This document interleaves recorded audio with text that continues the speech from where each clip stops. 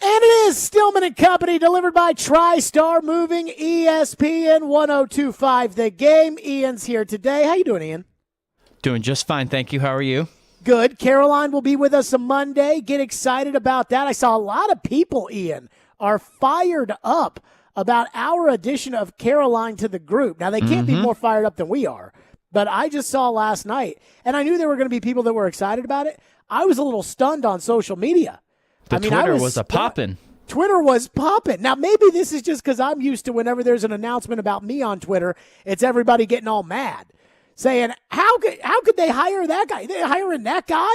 Or they're promoting that guy? Or they're re-signing that guy? Or they're, But with her, everybody was like, this is going to be awesome. And let me say this. For everybody that said that, they're right. They're right. It is going to be awesome. We had a good meeting today. Got a lot of stuff in the works, so very, very excited. By the way, we put up a video. We did a video the other day with this backdrop. If you're looking on the stream, where we're on YouTube and Twitter and Twitch and Periscope. But if you're looking, we got this backdrop, and it's an 85-inch television that Chase made a nice little backdrop for, says Stillman and Company. And people were sitting there on Twitter yesterday, and they were like, you know, the people that feign outrage, just pretend to get outraged about anything, people that supposedly, whatever. So they were like, how could you're standing in front of her in the video you did. And I'm like, I don't know if people know this. I'm kind of sensitive about the fact that I might be a little chubby, and it's only an 85-inch television, and it's hard to fit, a chubby person and a, not chubby person next to each other, whatever. So I just, Ian, it was a very sensitive subject for me. Yes. I think it turned out pretty well, to be honest with you. Okay, good.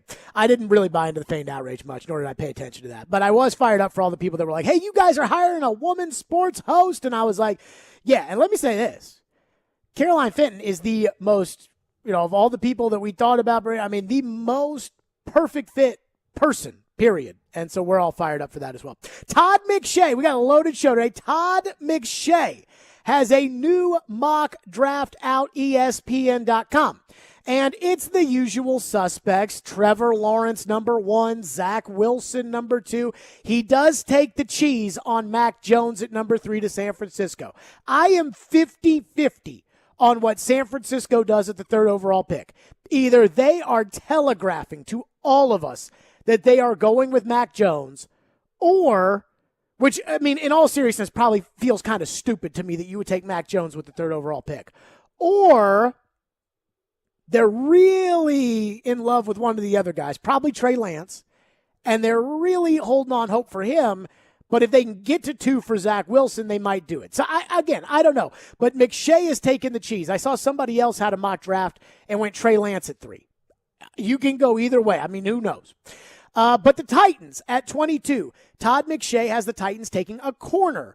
Gregory Newsome II out of Northwestern. Now it's the 4th corner off of the board. J.C. Horn is the 2nd corner that goes in this draft. He goes number 9, Patrick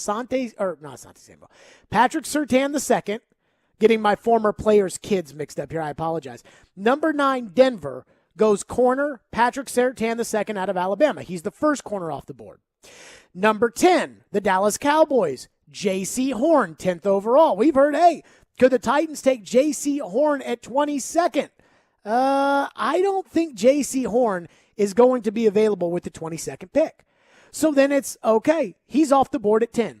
Caleb Farley, which is, I think a lot of people have ranked as the best corner in this draft, opted out last year at Virginia Tech, had a recent back surgery, kind of a red flag. He has an 18 to Arizona. Arizona in Todd McShay's mock draft trades up and goes and gets him. And I think if you're the Titans at 22, if you really value Farley or Horn or Surtain, and one of those guys is sitting there around 18, it probably does pop into your head to go up. But he has the Titans taking Greg Newsome, the 4th corner in the draft. Todd McShay writes this, quote, Tennessee could use reinforcements along the offensive line, but to me, this pick is all about either a pass catcher or a cornerback. Tennessee lost Corey Davis, Jonnu Smith, Adoree Jackson, and Desmond King from those positions in free agency. Let's not forget they also lost Malcolm Butler. But Todd writes, so let's look at the board. LSU's big receiver Terrence Marshall Jr. would be an option, but the better value falls with Newsome. He's a shutdown corner who would fit nicely with Janoris Jenkins, Kristen Fulton, and Tennessee's cornerback core. I'd like to see a few more interceptions. So, again, we've talked about this. Like if Dory Jackson just got paid a fortune, he doesn't intercept the ball. I do believe that sacking, if you're a pass rusher, like a legitimate pass rusher, that's an important stat. I'm not as sold on the idea that interceptions are an end-all be-all if you're a good corner. But we had TD on last week. TD will be on at 3 o'clock for the TD Power Hour. But we had Turron Davenport on last week, and we were talking about corners in the draft. And he talked about Gregory Newsome maybe as a second-round guy, but could possibly be a first-round guy at 22. Take a listen.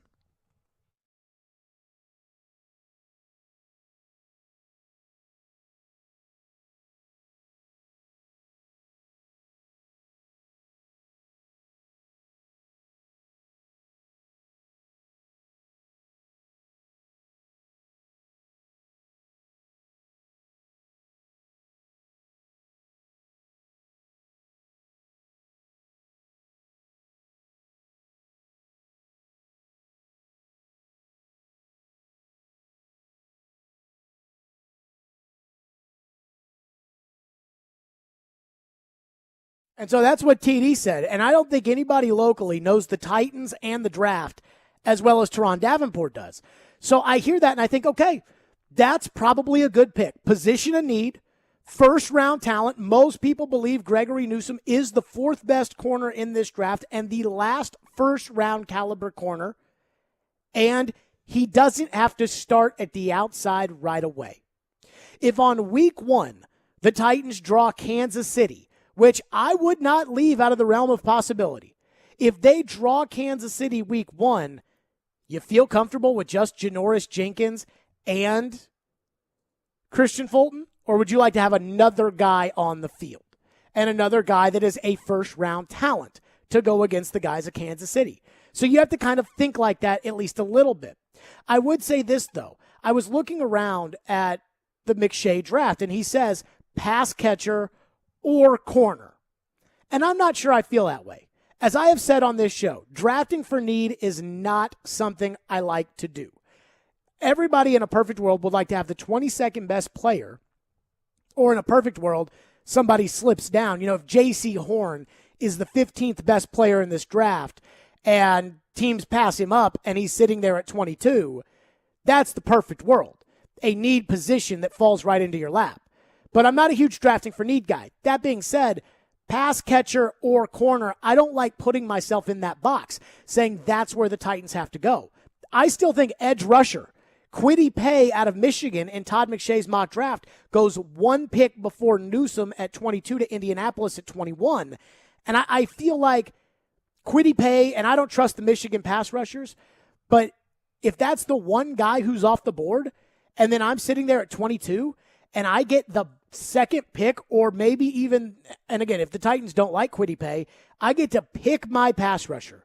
If it's Gregory Rousseau, who would still be available, Jalen Phillips, the two kids from Miami who are still available, Azeez Ojulari, who Todd McShay has going at 31 to Kansas City, if he's still available. Like, do you want the fourth best corner that McShay has in Newsome, or do you want the second or best pass rusher?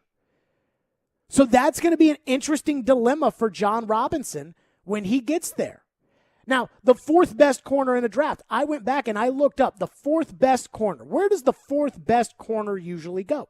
Because I think there's going to be a premium on cornerbacks. This year especially, but most years a premium on cornerbacks. The fourth best corner, the fourth corner off the board, usually goes late first, early second. Like I think a couple of years ago, it was Sean Murphy-Bunting, who went to Tampa Bay and is a little bit of a player. 2017, Tre'Davious White at 22, I believe, was the fifth corner off the board.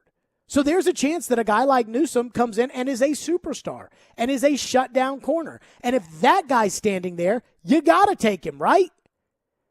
So I think the one thing we know about this draft, and Todd McShay's mock draft makes it evident, is there are going to be options at what the Titans want to do. If they want to go pass catcher, Terrence Marshall will be available.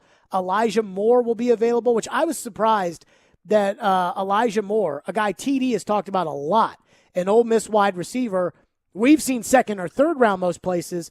He has more at the end of the first round. I mean, that to me is a little surprising. But if you want to go wide receiver, that's going to be there. It looks like in this draft. Now, not the top guys, but it looks like that's going to be there. If you want to go corner, it looks like that's going to be there. If you want to go pass rusher, it feels like that's going to be there. So the more and more, I'm not looking at Todd McShay's mock draft, and I'm not seeing Gregory Newsome and saying, okay, this is the perfect pick. This is who the Titans are going to pick. Let it rock. But I do look at it and I say, okay, this is a mock draft where last week it was Mel Kiper Jr. who went with Kadarius Toney, the wide receiver out of Florida. This is now the corner, Greg Newsome out of Northwestern, that I'm like, I see it. And when I see it and I see the names after it, the more I think the Titans are going to have a lot of options in this draft, and they're going to get a player that they like. Now, whether or not the player they like is a good player, that's a different story. I worry about John Robinson's evaluating right now after what we saw last year where there was more access, more games during the season. There was a combine, some pro days, some visits that happened. This year, there's really not any of that. There's pro days and there's a little bit of games. So now Robinson has to evaluate it. But again, as I look at Todd McShay's mock draft, the better I feel about the options and the players they could come away with the 22nd pick. One thing I don't agree with Todd on, when he says it's got to be pass catcher or corner here, I don't agree with that. I think pass rusher is very much in play, and I wouldn't rule out tackle. I know people say, well, they went tackle last year, and it was Isaiah Wilson, and look at how much of a mess it was, and it was right. I hear you. But that doesn't mean that the need for a long-term option at that position has changed, because I'm going to tell you that it hasn't. I mean, there is still a need at that position at right tackle long-term, and if the right guy's sitting there, and there will be right tackles, again, in Todd McShay's draft, there will be right tackles there for the taking at 22, I would put that on the board as well. And as I've always said, best player available, I'm a best player available guy. If Najee Harris is by far the best player on the board and you're sitting there at 22, I say you take him. And I know people hate it, but I'm a best player available in the end. 615-737-1025 is the phone number, 615-737-1025. Again, a lot of people are talking corner. Todd McShay in his mock draft has 4 corners off the board. The Titans get the 4th one, Gregory Newsome, the other 3. One goes at 9. Patrick Surtain, the second out of Alabama, goes to Denver. J.C. Horn out of South Carolina goes at 10 to Dallas. And Caleb Farley, Virginia Tech, some red flags, opted out. He goes 18 to Arizona. So that's what you're looking at the corner class. Your thoughts, 615-737-1025 is the phone number. It is opening day in Major League Baseball. I actually have my my iPad is sitting down. If you're looking at the stream, you see I'm like looking down. You'll see I look down a little bit. I got the Braves on the new Bally Sports. So tonight, the Predators will be on Bally Sports Southeast or Bally Sports South or one of them. I don't know. But it's Bally's. It's not Fox anymore. I have the Fox Sports Go app, but it's Bally Sports. So they've rebranded it. Sinclair bought it like 2 years ago. 615-737-1025 is our phone number. Coming up next, the one thing about Todd McShay's mock draft is if you want to go pass rusher, if you still believe in going pass rusher, there's an option. There will be an option. Are we sold on Robinson making the right call? We'll get to that coming up next. We're live from the wholesaling studio powered by RumbleOn.com. We're delivered by TriStar Moving, Stillman and Company. It's ESPN 1025 The Game, and we're streaming on the Game Nashville app.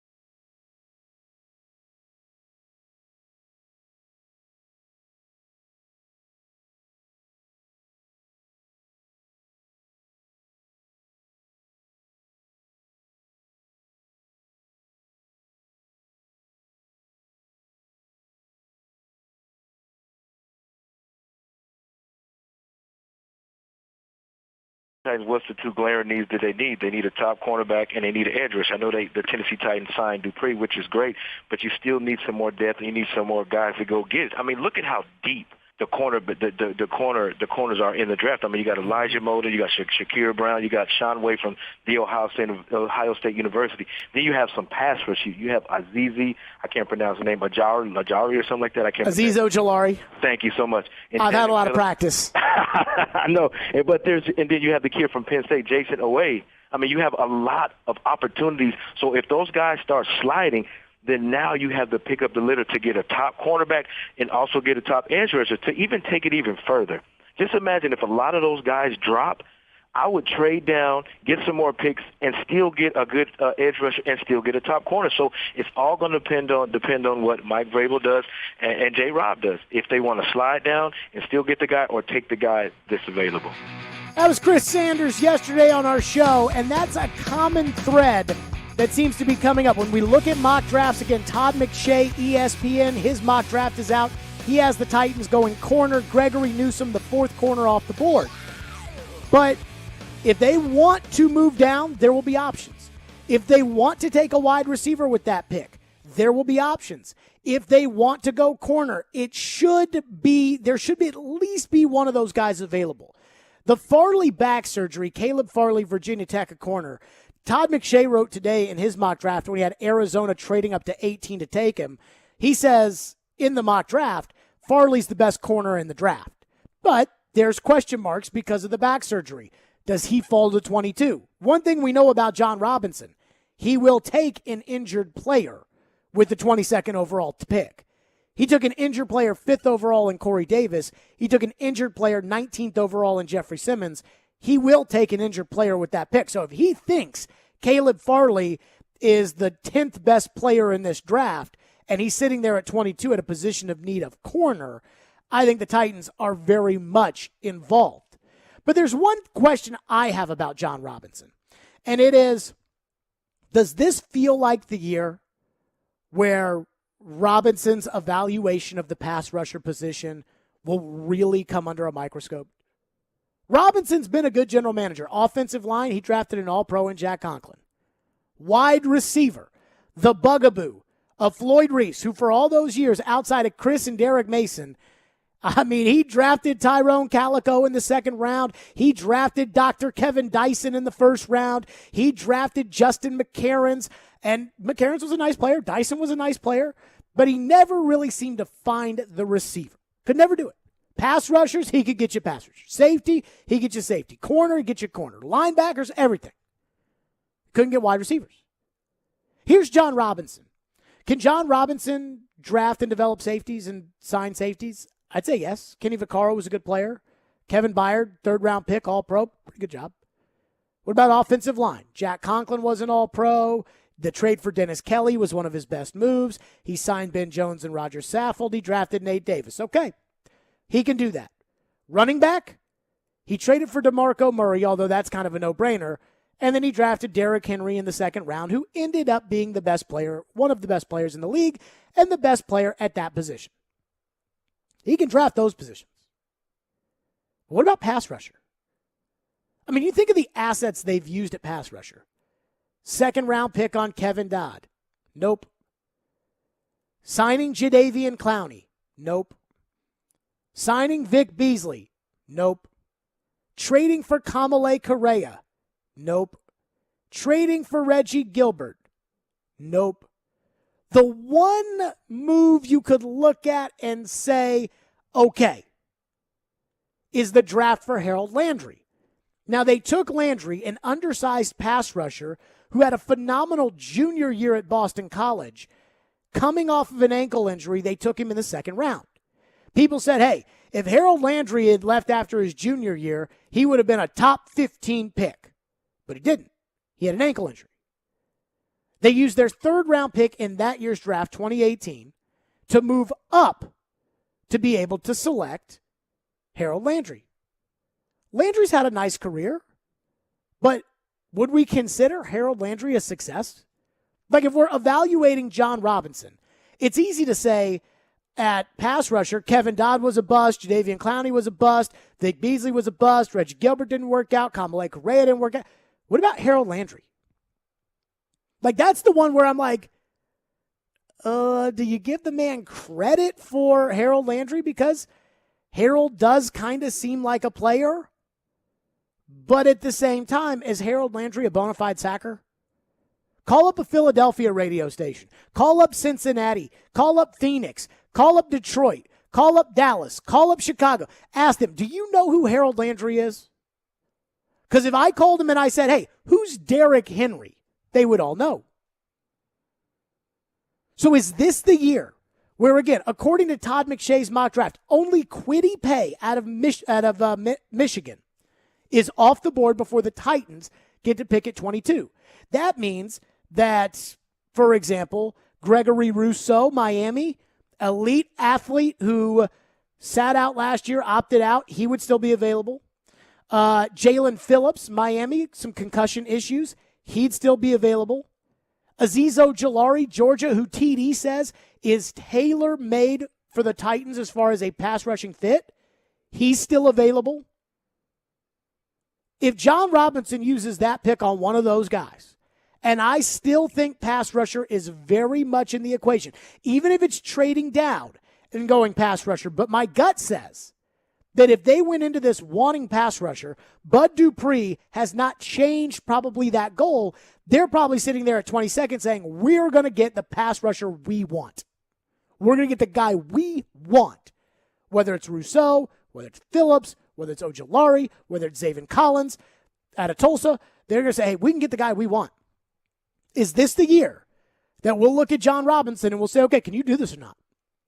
Because in the past, he's had defensive coordinators that have covered up for the fact that the Titans haven't gotten a lot of production out of their defensive line and outside linebackers at rushing the passer. When you have Dick LeBeau, who fire blitzes almost every snap, Dick's going to find a way to get to the quarterback. When you've got Dean Pease, one of the most creative blitzers and aggressive defensive coordinators I have ever seen. You know, Jim Schwartz was aggressive, but he had the horses to be aggressive. Greg Williams was aggressive, but he was aggressive on every snap. Dean was different, but Dean could create pressure where he could literally make chicken salad with the pressures and the designs, and it was all smoke and mirrors. For 4 years, it was smoke and mirrors with Dick LeBeau and Dean Pease. Last year, the lack of talent and the lack of ability to draft and sign at that position got exposed. And just so we all are for sure, Vrabel hasn't changed the coaching. So Vrabel clearly doesn't think it's him or Bowen. So that brings me back to this. Is this the year where if Bud Dupree is signed to that big contract and they use that first-round pick on the pass rusher of their choice in this draft, is that going to be what tells us whether or not Robinson can pick the position? Because, no offense in the NFL, but you might be able to sneak by. You might be able to squeak by in the league if you're not great at drafting running backs, or if you're not great at drafting offensive guards, or if you're not great at drafting safeties. But if you can't draft a pass rusher, you can't build a Super Bowl team. If you can't sign pass rushers, you can't build a Super Bowl team. The Tampa Bay Buccaneers, Jason Light, and I don't think Jason Light's a great general manager. I think Tom Brady steered that team to a championship, and I think Tom Brady steered a lot of decisions Jason Light made. But he found Shaq Barrett, little free agent out of Denver. He traded for JPP. So I would say that this is the year. This is the year where we're going to figure out if John Robinson can do this. Because as I look at Todd McShay's mock draft, I see so many of these guys, so many of the pass rushers that we have talked about at length that will be available most likely with the 22nd pick. 615-737-1025 is our phone number, 615-737-1025. We'll get to your draft thoughts. Plus Todd McShay, this is a 2-round mock draft. So he has a Titans pick in the second round, and it was a pick that when I saw his second-round pick, I was like, what? We'll get to that coming up next. Stillman and Company, 615-737-1025 right here on ESPN 1025 The Game. Who is betting on the FanDuel Sportsbook app? I hope it's you. Why? because it's the Final Four, or the tournament is down to 4 teams. Let me just say it like that. The tournament is down to 4 teams. And you've got to get in there with my friends at the FanDuel Sportsbook app. If you've been watching from the sidelines, now's your chance to get in. FanDuel Sportsbook is hooking you up with exclusive 41 odds on all 4 teams left in the bracket, even the favorites, even Gonzaga. That's right. New users get 40-1 odds on any team to win this round. You can win $200 on a $5 bet. All you have to do is download the FanDuel Sportsbook app and make your first deposit to unlock exclusive 40-1 odds. The app is so easy to use, and when you win, you'll get paid in as little as 24 hours. Just sign up with the promo code JGM so they know that I sent you. That's FanDuel Sportsbook promo code JGM. Must be 21 or older and present in Tennessee. New users only. Must wager in a designated offer market. $10 first deposit required. See full terms at sportsbook.fanduel.com. For problem gambling support, call 1-800-889-9789.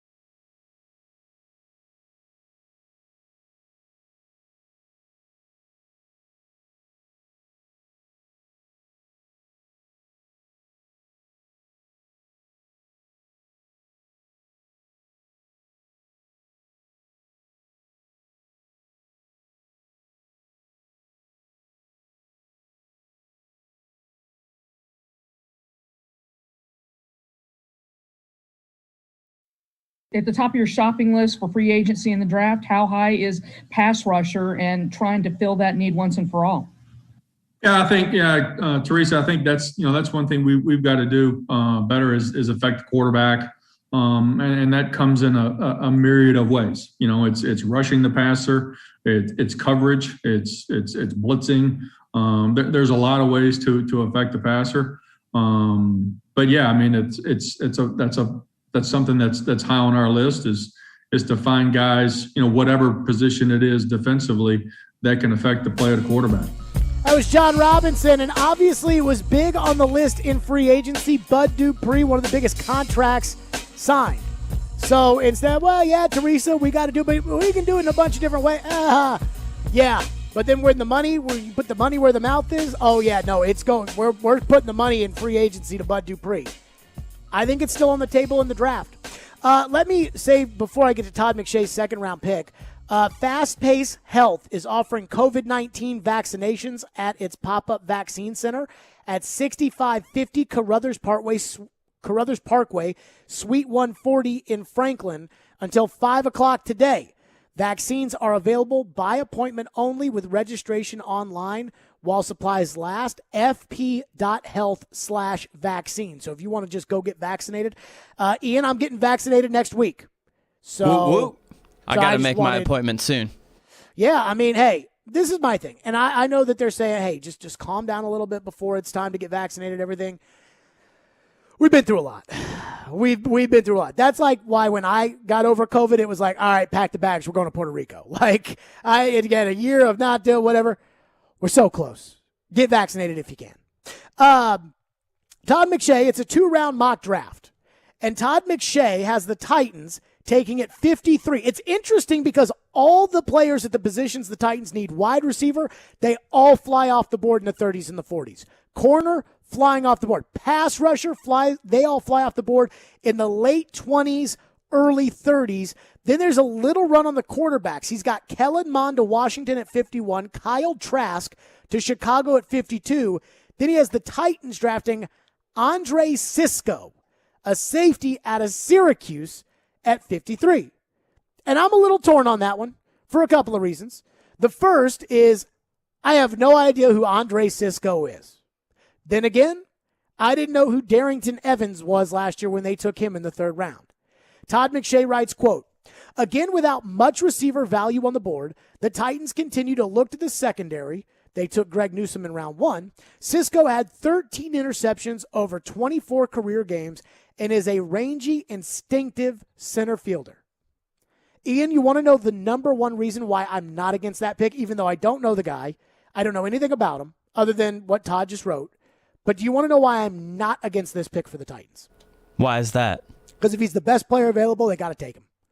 Because I have said, John Robinson's best drafting has been done when it's, I've already got 2 safeties, but I take Kevin Byard in the 3rd round. Right. I've already got DeMarco Murray, but I take Derrick Henry in the 2nd round. I've already got Corey Davis and Adam Humphries, but I take A.J. Brown in the 2nd round. I might not have a right guard when I take A.J. Brown, but I'm taking A.J. Brown.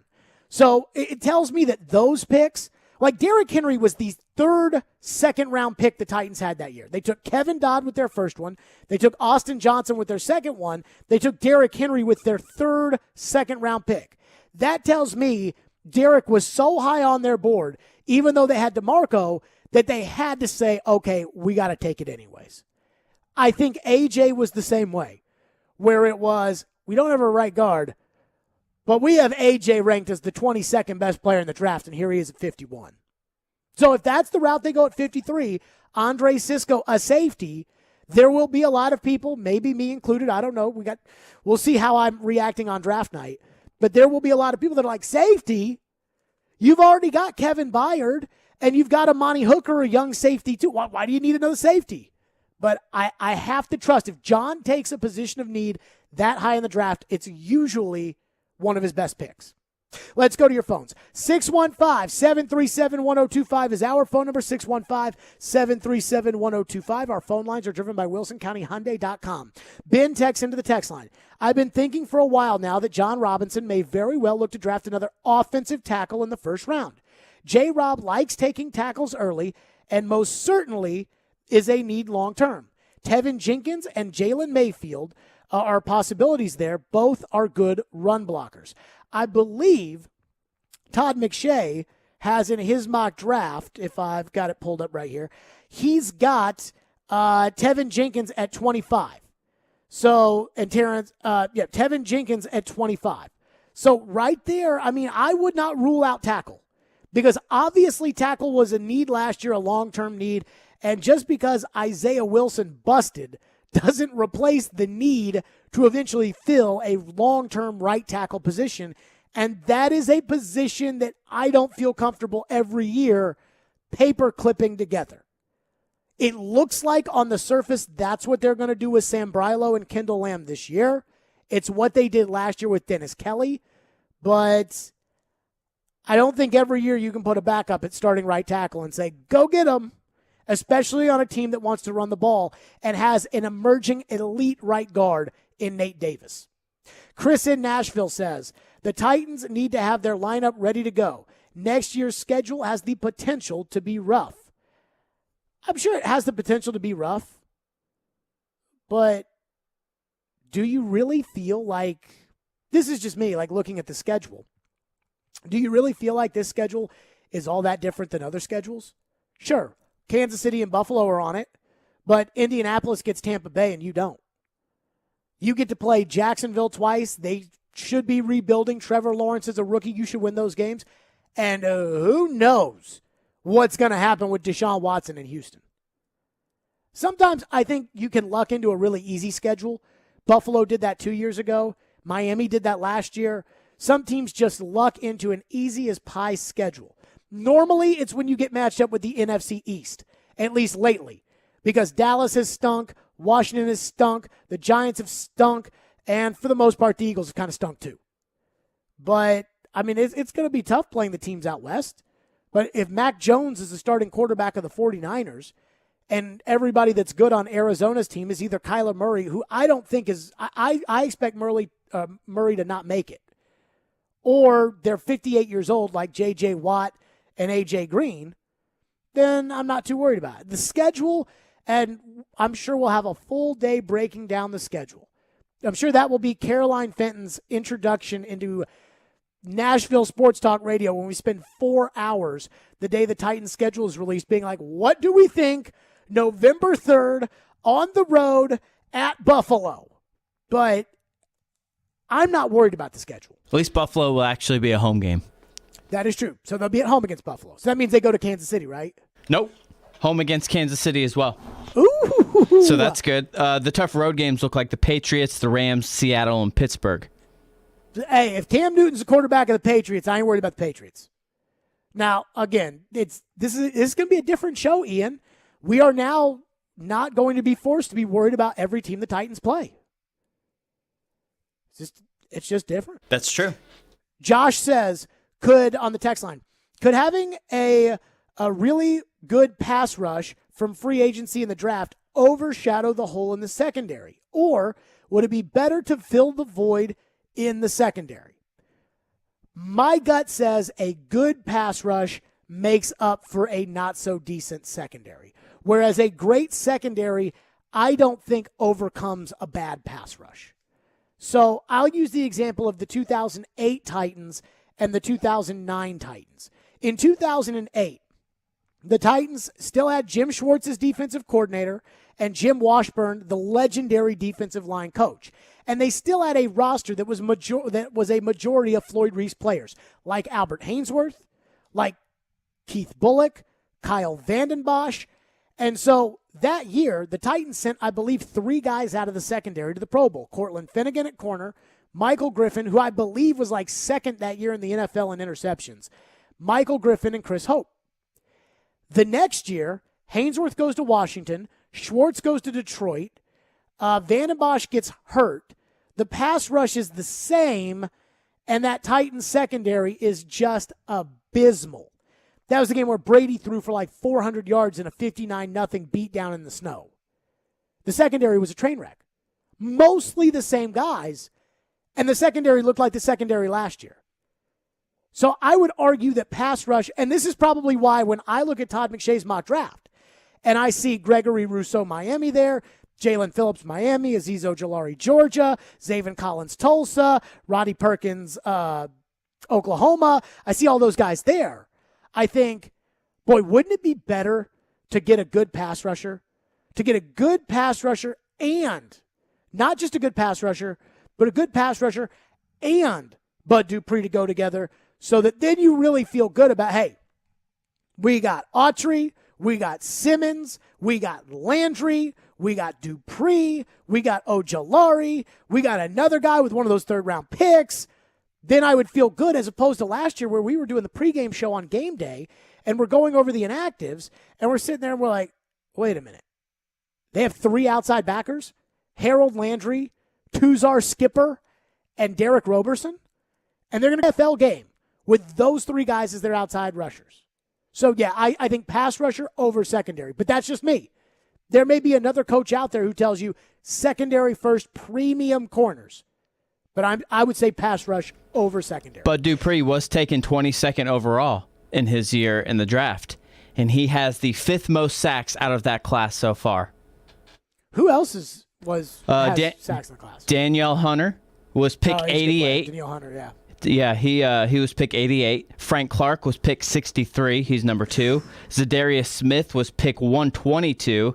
He has 44.5 career sacks. And Preston Smith was pick 38, and he has 40.5. And Dupree was 22 at 39.5. What year was that, 2016? 2015. Oh my God. Oh, you talk about bad drafts. That Titans 2015 draft. Ian, we were talking about that off the air the other day. Mm-hmm. That 2015 draft was just abysmal. I mean, you talk about terrible. That draft was awful. Tune in later on in the show. We'll reveal a keyword for you to text into the game text line for your chance to win the T-Mobile Hockey Homegate, a Dos Equis prize pack, including a case of beer, dessert from Nothing Bundt Cakes, a T-Mobile prize pack, and food provided by 312 Pizza Company in Germantown. You must be 21 or older to enter. More of your texts. Plus, coming up next, Gregory Newsome, Todd McShay's mock draft, is the 4th corner off the board. What do we think of the 4th corners off the board in the previous draft, and does that give us a little hesitation? We'll get to that coming up next. Stillman and Company right here. It's ESPN 102.5 The Game.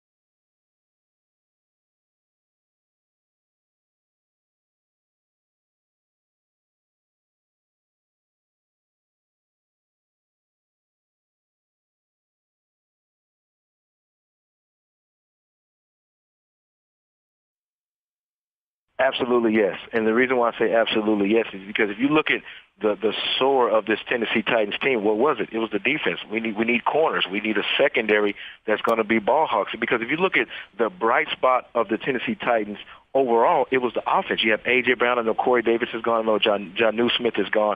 But you still have the base of your team, and the base of your team is Henry. Henry's the road dog. And you got A.J. Brown who's going to make plays on the outside. And you really haven't lost a lot with, I hate to say this because you know I'm a Corey Davis fan, you haven't lost a lot with losing Corey Davis. You got Reynolds is kind of like the same player. So now you still have all these core players and you still have impact players. So even if J-Rob and Rabel go out and just strictly go defense, I will be on board with that because if you look at the reason why the Tennessee Titans didn't go to the Super Bowl, it was because they had a terrible defense. So I would be on board with that. Boy, that's telling you something when Chris Sanders, of all people, is like, hey, draft on defense. Spend the money on defense. I mean, we all know the Titans have a terrible defense. But when Chris Sanders says it, Mr. Wide Receiver, hey, we need wide receivers. Who needs to step up this week? The wide receivers. Who needs to? When Chris Sanders says they need to spend the money and spend the draft picks on defense, that is telling. Todd McShay, by the way, in his draft, he's got the Titans taking Gregory Newsome II, the corner out of Northwestern, the fourth corner off the board. As we said, Patrick Surtain II, he has as the first corner at 9 to Denver. J.C. Horn, the second corner at 10 to Dallas. Caleb Farley, 18 to Arizona with a trade via Miami. Turron Davenport will join us in 10 minutes. We'll get TD's reaction to the Todd McShay pick. But if Gregory Newsome is the fourth corner off the board, how does that stack up with fourth corners in other drafts? Because it does look, at least according to the mock drafters, it does look like there's going to be a run on corners before there's a big run on the second tier wide receivers and the pass rushers. And so I pulled this up. In 2020, the fourth corner off the board was Damon Arnett at 19 overall to the Raiders. I don't know anything about him. I'm guessing he didn't do much last year. In 2019, the fourth corner off the board, the first corner off the board, was DeAndre Baker at 30. So 2019 here in Nashville must have just been a terrible draft for corners. DeAndre Baker was the first off the board to the Giants at 30. He's already been released after he got into some off-the-field issues. And I think he's in Kansas City and got hurt on the practice squad. But Sean Murphy-Bunting was the fourth corner taken in the second round by Tampa Bay. Now, I don't think Sean Murphy-Bunting is that great, but I definitely think Sean Murphy-Bunting would start for the Titans. So that's a quality starter. In 2018, the fourth corner off the board was Josh Jackson at 45 to Green Bay. Ian, do we know much about him? No, not a whole lot. And then Garyon Conley the year before was the fourth corner off the board to the Raiders. But remember, he had like a sexual assault allegation that had come out and had moved him down. He was supposed to be a top 10 pick, and then it moved him down to 24 to the Raiders. And it should be noted that Tre'Davious White was the fifth corner off the board at 27, and that was a stacked corner class. Marshawn Lattimore was part of that. As we said, Tre'Davious White was part of that. Marlon Humphrey was part of that. Adoree Jackson was the fourth corner off the board or the third corner off the board at 18. So a stacked corner class in 2017. And I guess what it's telling me is it depends. If this is a good corner class, Newsome is then a good pick as the fourth corner off the board. But my gut would say I'd rather have the second best pass rusher than the fourth best corner. Let's go to your phones, as promised. Cody says, one of my biggest questions this season is, can Christian Fulton play full-time at corner? Take a corner at 22 for depth is now more important than pass rush for this team with Dupree and Autry. One of the pass rushers will likely be there in the second round. That comes from Cody. That's where I get a little concerned because I look at Todd McShay's mock draft and those pass rushers are going off in the 30s and in the 40s. That's where they're all going off the board. Same with wide receiver. To answer the first part, I don't know if Christian Fulton can be a starter next year. I mean, TD, who's coming up with us next, TD, I think, believes that Christian Fulton can be a starting corner. I got concerned when Fulton got scratched after his injury this year. I think they played Detroit, and he was a healthy scratch.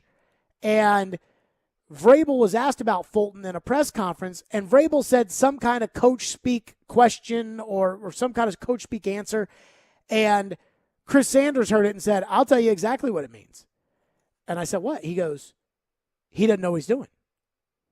And so I know Fulton got out there in the Green Bay game. He got out there in the Texan game at the end of the year. He got out there in the Ravens playoff game, I believe. But I'm not sure that he did much last year. Played in 6 games. 6 games. And if he was lost at the end of the season last year, what's going to make us think that he's ready to go this year? Now, the one thing about playing corner in the NFL is if they just tell you, hey, you got Johnny, lock him up, I'm not sure that's all that complicated. Andrew texts into the text line and says, I absolutely do not want Jalen Phillips from Miami. He's hurt way too much and way too interested in his music career. We need guys like Bud Dupree that live and die football. I'll give you the fact that he's hurt. I'm not going to give you the music career thing because, one, I don't know anything about it. And two, Taylor Lewan's got a bus that he podcasts from, and he seems to be able to play left tackle pretty well. So Deion Sanders was into his own off-the-field career, and I would take Deion Sanders in the NFL draft this year. So I understand the idea of the Titans. Hey, we need guys who love football, and that's all they've talked about, and I get it. But at the same time, I guess I'd be a little careful. Texter says, hey, Jared, love the stream. Nice to see who I'm listening to. I would love to put a face to Ian if you can make that happen. Love the show. So it should be noted, Ian, it's not that difficult. Is it that difficult? I'll ask the gallery today watching the show. Would it be difficult to have another camera that is looking at Ian from time to time? Yes or no? Would that be too hard, too easy? Just give me a thumbs up or a thumbs down. Okay, a middle. Okay.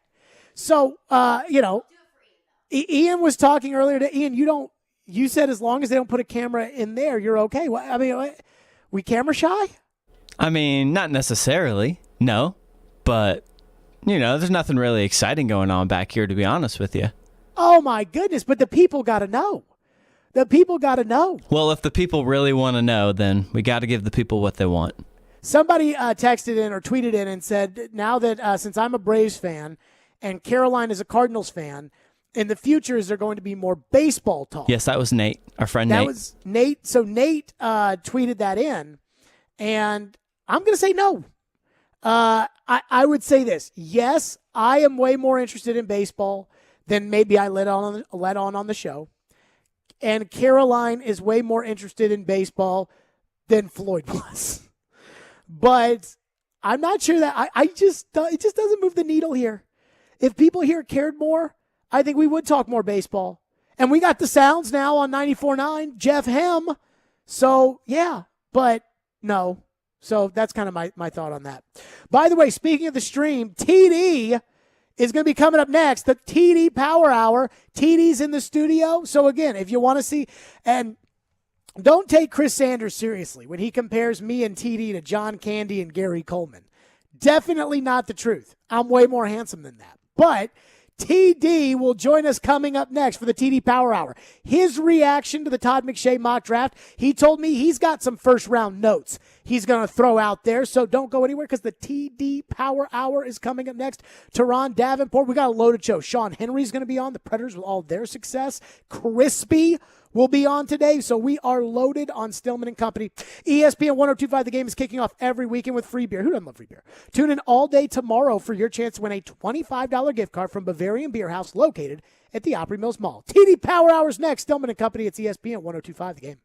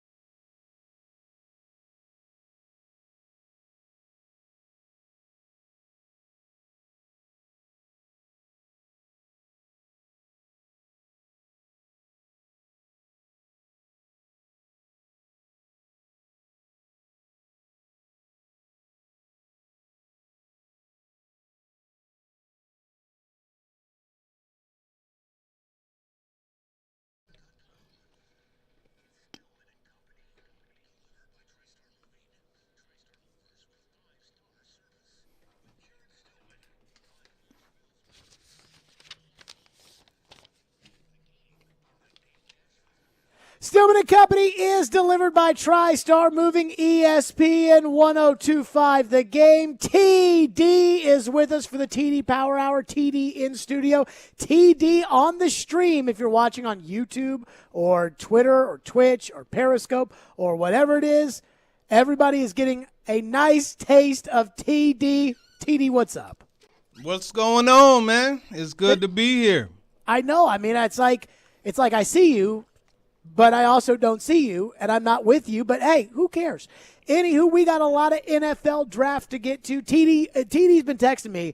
He's got some news and notes on the first round. He's got some things he wants to touch on. But I want to start with this, TD. I know you saw Todd McShay's mock draft today just like I did.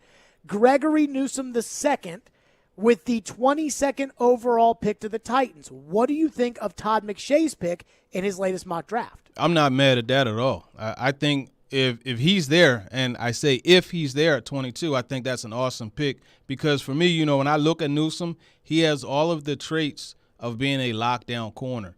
Very good movement skills. The ball skills are there. Being able to mirror receivers, he does that really well. And I heard you earlier say I have possibly said that he will be in the second round. That guy won't be in the second round.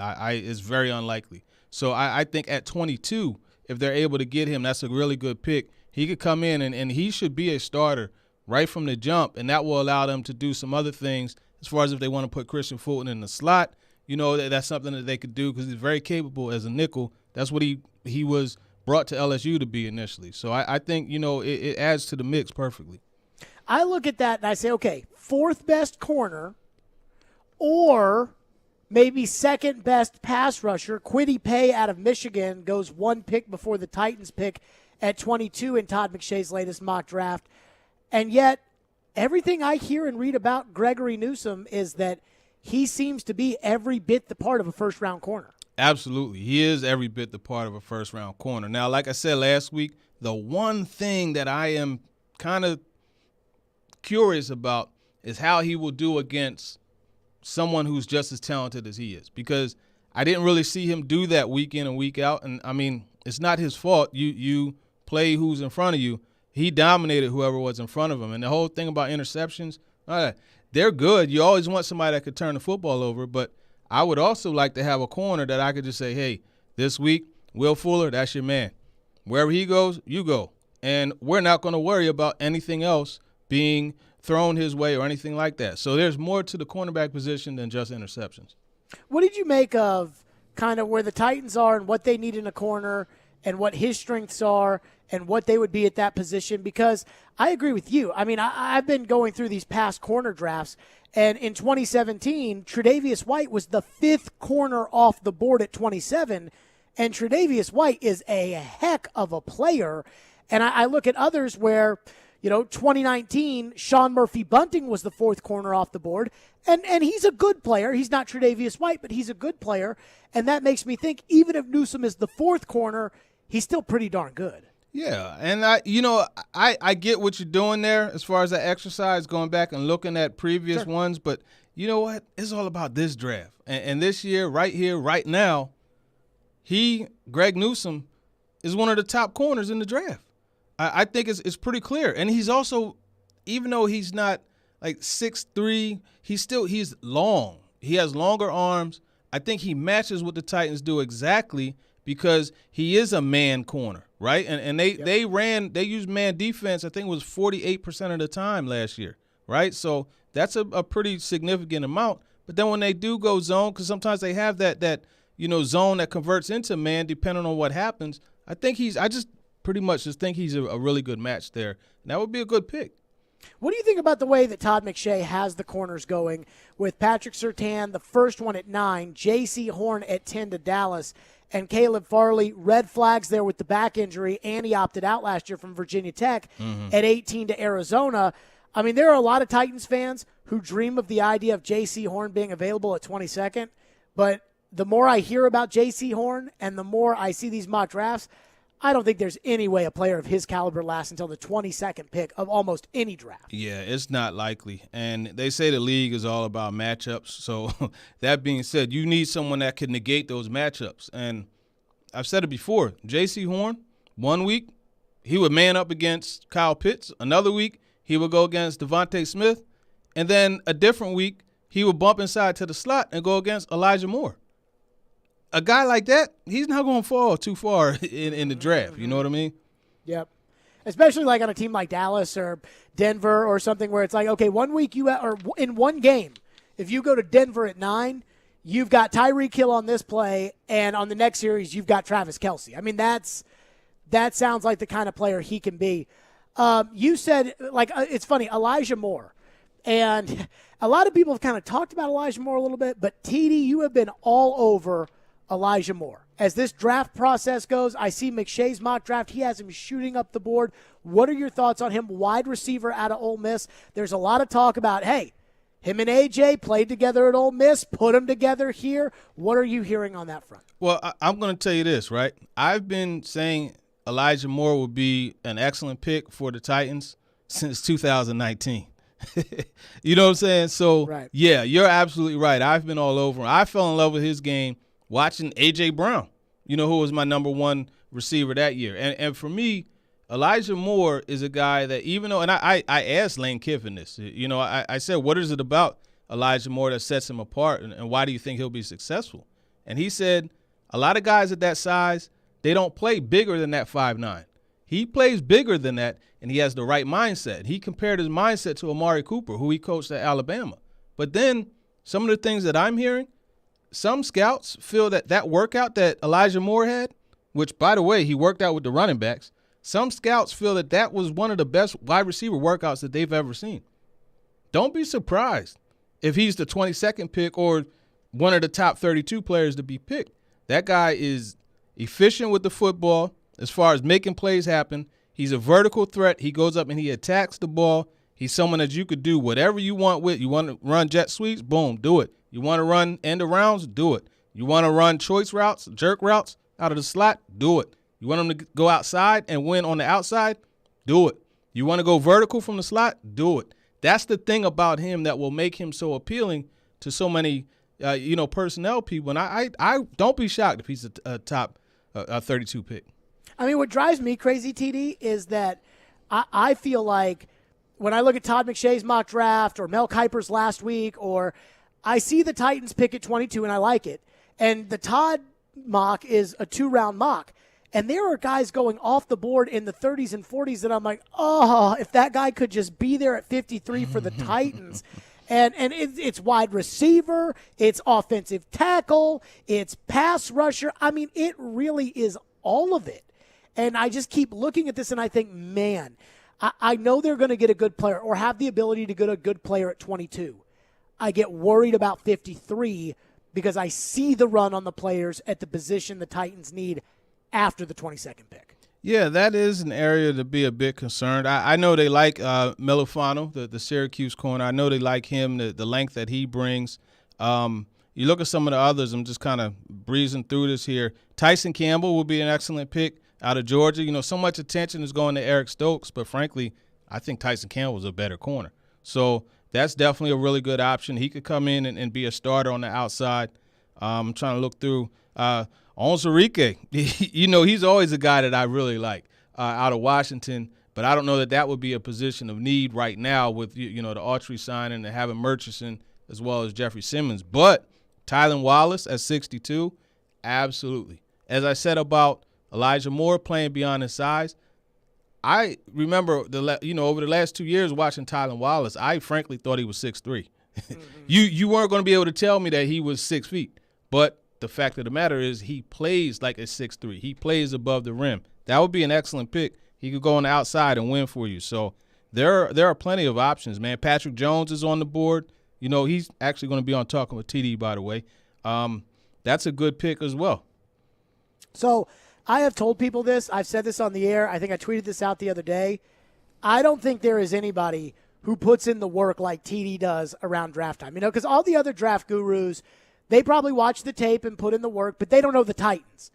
And so they're trying to say, okay, well, the Titans lost a corner here or a wide receiver there, or a TD knows the whole depth chart through and through, and he puts in the work.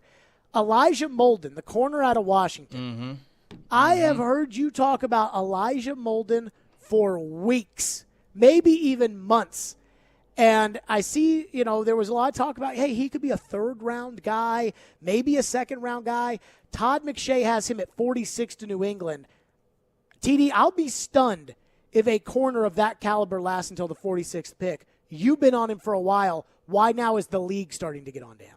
Well, I think really what it was a lot of the tape. Like, you have to go back and look at 2019 tape. And I don't think it's the league that's not getting on him, just now. I think they've been on him, just like all of the Washington prospects. But unfortunately, because, some of the guys didn't return, it changed how the defense looked. And this past year, the 4 or 5 games that they played, it wasn't exactly the same. But a guy that has continued to trend up is Elijah Molden.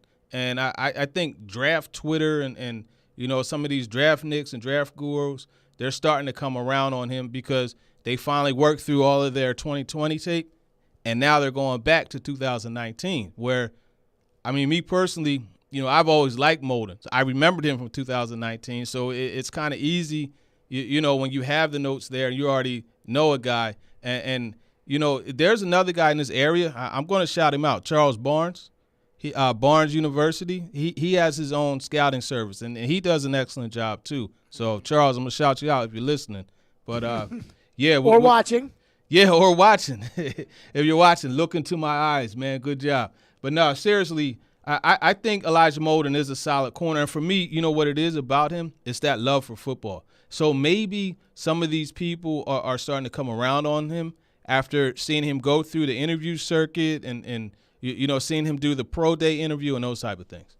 Turron Davenport is with us. We are talking with TD for the TD Power Hour, 615-737-1025. We'll get to TD's questions at the end of the Power Hour. But coming up next, if Todd McShay's mock draft, just out now on ESPN, if Todd McShay's mock draft falls into place, the Titans are going to have some tough choices to make. We'll get TD's thoughts on that. Plus, we had somebody talk about Jalen Phillips from Miami. What's TD hearing about that? Some other first-round pick news. We'll get into that coming up next. We're live from the wholesaling studio, powered by RumbleOn.com. It's the TD Power Hour. Stillman and Company's delivered by TriStar Moving. It's ESPN 102.5 The Game.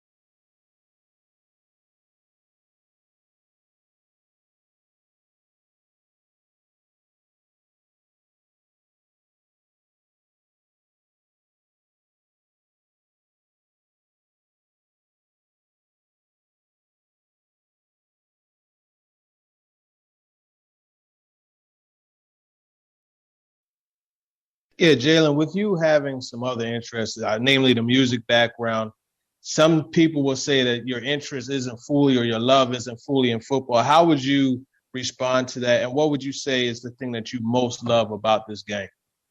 I mean, I would say just turn on my tape. I'm a guy, man. I love football, man. I love going out there and just putting my talents on display. Like, I play with my hair on fire and I play with a chip on my shoulder. So, obviously people have other interests. Like, it would be boring to just, have one thing that you do and that's all you do. But, music isn't a distraction by any means. Like, I came to Miami, was in the music school, and stopped that because, it was getting in the way of football. So for me, like, I really don't have too much to say when it comes to that. Like, obviously I love music, but I love football more. I think you can see it. Like, just take a look at the before and after pics for when I came into Miami and a month later. And I think that's all the answers you need. But, what I love most about football is just that competitiveness. Like, I have a desire to be excellent at everything I do.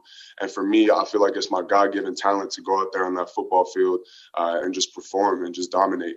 And so for me, just like the feeling of, making a sack or getting a TFL and just winning games, like it's like an out-of-body experience. There's nothing like it. There you go. That's Jalen Phillips, draft prospect from Miami. TD, we had somebody earlier who texted in and said, I don't know if Jalen Phillips loves football because of his music career.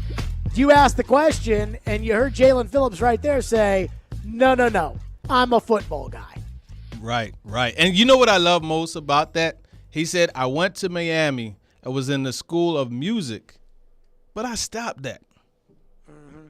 That tells you right there. This man understands what it is. Now, a little bit later in that, he did say that he said, I never lost my love for football. I just kind of needed a kick in the butt. And I posted that tweet, that quote on Twitter, and there were some reactions to it. But, it's just like anything, man. Like, you could love something, and sometimes you just need a reminder, like, what is it that I love most about this? You know what I mean? And just like a refresher. So I don't think that was an issue. So, TD, I want to go over this. Todd McShay's mock draft has the Titans taking Gregory Newsome, the corner out of Northwestern, at 22. And if Todd's mock draft, obviously it won't, but let's just say Todd's mock draft is gospel and this is how it plays out. There will be a lot of players at a lot of positions the Titans are going to need help at that would be available. For example, Tevin Jenkins, the tackle out of Oklahoma State, he has going at 25. Gregory Rousseau, a pass rusher, Jalen Phillips' teammate at Miami, he's got going at 26. Terrence Marshall, a wide receiver. Elijah Moore, also a wide receiver. Marshall LSU, Moore Ole Miss, 27-28. Jalen Phillips, who we were just talking about, at 30 from Miami. And Azeez Ojulari, TD, who you said is just tailor-made for what the Titans want to do. Azeez Ojulari at 31. So let's first start with this. Would you take the corner, or would you move down, take a pass rusher, or would you take the player you like at that spot at 22? I think this ultimately depends on what they want to do with Christian Fulton, who I believe is absolutely ready to take on a major role in the secondary, whether that's as a nickel or as the left corner. So for me, it depends on that. If they want him to be a nickel, okay, you know what? Jump on Greg Newsome. But if you're okay with him playing on the outside, then you could go for a guy like a Jalen Phillips, an Azeez Ojulari. And here's the thing that I think we have to look at. Even though that was a pretty cool video, right, of Bud Dupree getting a little jog on, months after the ACL surgery, don't expect him to be Bud Dupree right then and there, when the ball is dropped and it's in September, the season opener. Don't expect that. I don't think it's likely. You're going to get to see the actual Bud Dupree as you get on through the season. Also, remember, Harold Landry, if he has a great year this year, opposite Bud Dupree and with D'Amico Autry, they're helping him, he's going to cost some money. Yep. So I think you're in a position, because behind that, what you got? I really like Roberson. You know that. But, he hasn't proven to be a consistent long-term answer. So I would still feel that outside linebacker position is an area of need. So if Phillips is there, I would take him. And then you could always come back in the second round. As I mentioned, Tyson Campbell. Kelvin Joseph is there. DJ Daniels is there. If you want a guy that could play nickel, 3rd round, Joshua Bledsoe, who was on talking with TD this week. He's a really good nickel safety, but he could do the nickel for you. There are plenty of options, so it just really depends on what direction they want to go with Fulton. So I want to go through some of these guys because they're kind of the guys that we see mocked to the Titans, each one kind of in that spot, kind of a little pros or cons. And I want to start with the guy that you talk about the most, Azeez Ojulari, and kind of how he would fit in with the Titans. Yeah, I smiled just at the mention of his name, man, because he's so much fun to watch. And he would fit in with the Titans because and I told him this, he's a 4-down player, right? 1st down, 2nd down, 3rd down, running situations. Look, go back and watch the Alabama game. They tried to pull those Husky guards, you know what I mean, and kick him out, folded them. To use Bud Dupree's term. He folded the guards, stopped them right in their tracks. It's not happening. Set the edge aggressively, despite being 249 or whatever he is. Then you want a guy who could pin his ears back and go against the passer? Oh, yeah, he could do that too. Even though he's 6'2", 6'3", he has those long arms. And, there's something with him. I'm trying to think of the best way to put this. I just use the term that Levi Onwuzurike used when I talked to him.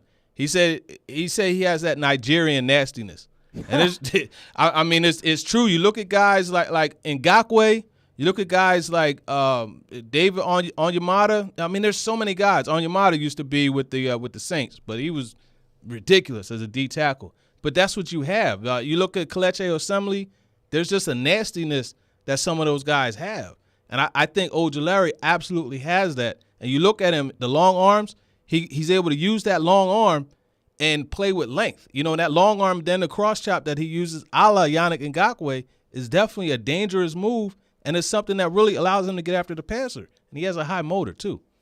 TD's with us. Okay, what about the 2 guys out of Miami? We just talked about Jalen Phillips a little bit, but also he and Gregory Rousseau, both in the 1st round after the Titans pick on Todd McShay's mock. I've said all along that Phillips was a better player than Rousseau. I've said it all along throughout the whole process. Even, when I spoke to Mel Kiper about it, hey, you got Rousseau, but I think Phillips is the better player. When he first had Rousseau mocked to the Titans at 22. So for me, Phillips, you get a lot more polish. You get a guy who could actually drop back. You get a guy who has more of a presence coming off the edge, and he has a more developed pass rushing arsenal. When you look at Gregory Rousseau, frankly, a lot of his success comes on the interior, and that's great. It's definitely great, but I don't know that a guard for North Carolina or Virginia or Boston College is as good as anywhere near as good as a guard in the league. So I think that's an issue with a guy that's 6'7", 6'8", 260 the way he is. I would like to see him play with a little bit more power. I would like to see him be a little more agile. Like, I don't think that he's really fully used to his frame, if you follow me. I mean, this is a guy, he went to college. When he got to the U, he was 215 pounds. So we're talking about not a body transformation, but just like a whole renewal, a rebirth. He's not used, and you could watch it. If you go back and look at his tape, you could see him. He's not fully used to that. Now, there are flashes.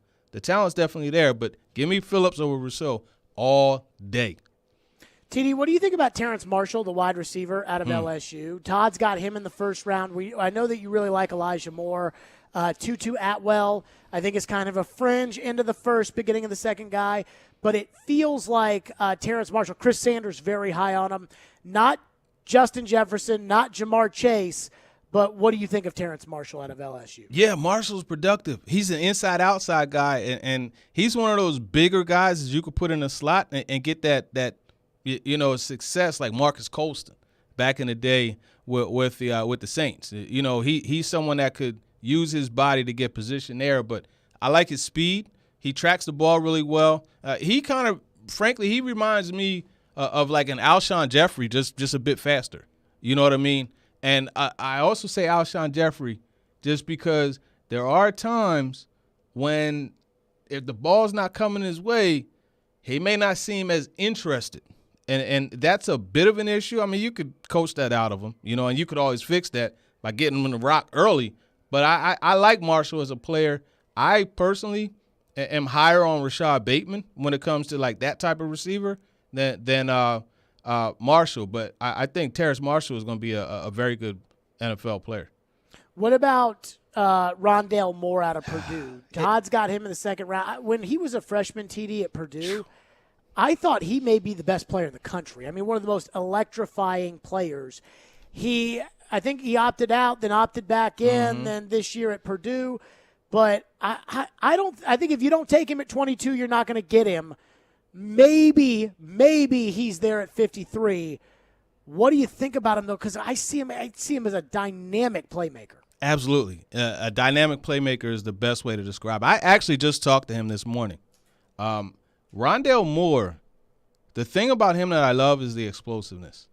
And whether it be running a vertical route or being able to just put his foot in the dirt and plant and just accelerate off of that. That guy, whenever he touches, he's one of those players that, like, you have to make sure you're paying attention. Ain't no getting on your phone and trying to check your messages or Twitter when whatever team he's on is on the field, because that guy is capable of scoring from anywhere on the field. I think that's the major thing with him. And then he could double as a return, man. You could use him in all types of situations, very similar to how you could use Elijah Moore, who, by the way, I didn't mention when I went on my rant about him. He could return punts too, But I think, what you're getting in Rondale Moore, never any character concerns. He graduated in 2.5 years. I don't know if you knew that. He already – and this is the extent of how well he did in college. He has a job waiting for him when he's done football right now. That's remarkable. You know what I mean? But then, like, you go back onto the football field, you're never going to have to worry about any issues. That is a guy that, we're talking, right, Isaiah Wilson, right? We talk about Isaiah Wilson and the way that he has gotten so distracted. Well, when Rondale Moore was on a recruiting visit to Texas, University of Texas, they took him to the club. You know how it goes, when you go on your recruiting visits, man. I know. They try to show you that life. You know what I mean? Mm-hmm. And they try to show him that life. He ended up making a phone call. They ordered an Uber, and he left. You're not going to have concerns about off-the-field stuff. And I think coming off of the Isaiah Wilson situation, I think that's critical for a team like the Titans.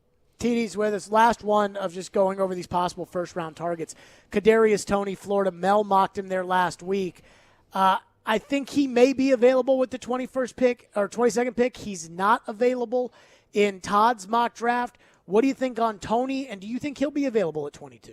I think he will be available at 22. I think with Toney, you're just getting a dynamic player. You're getting a guy who is going to score the football for you. And, he had 10 touchdowns this past year.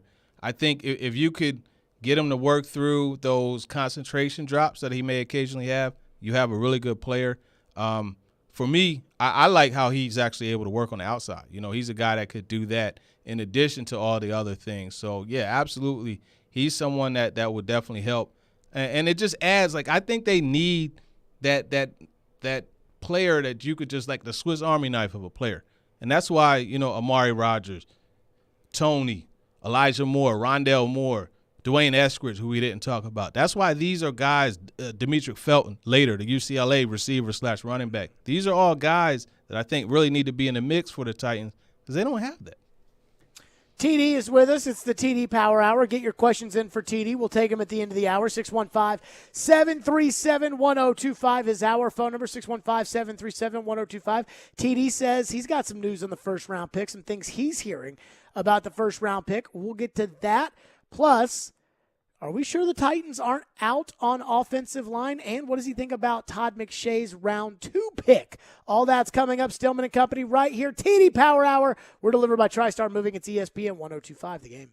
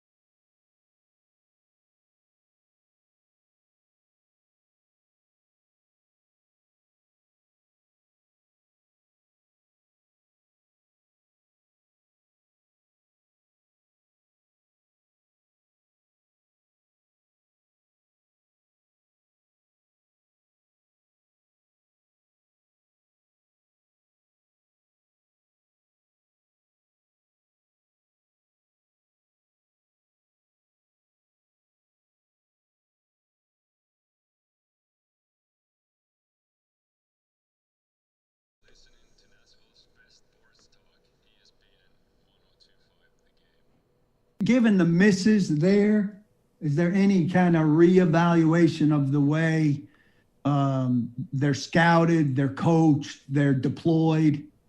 Yeah, I think that we've gotten production out of those positions.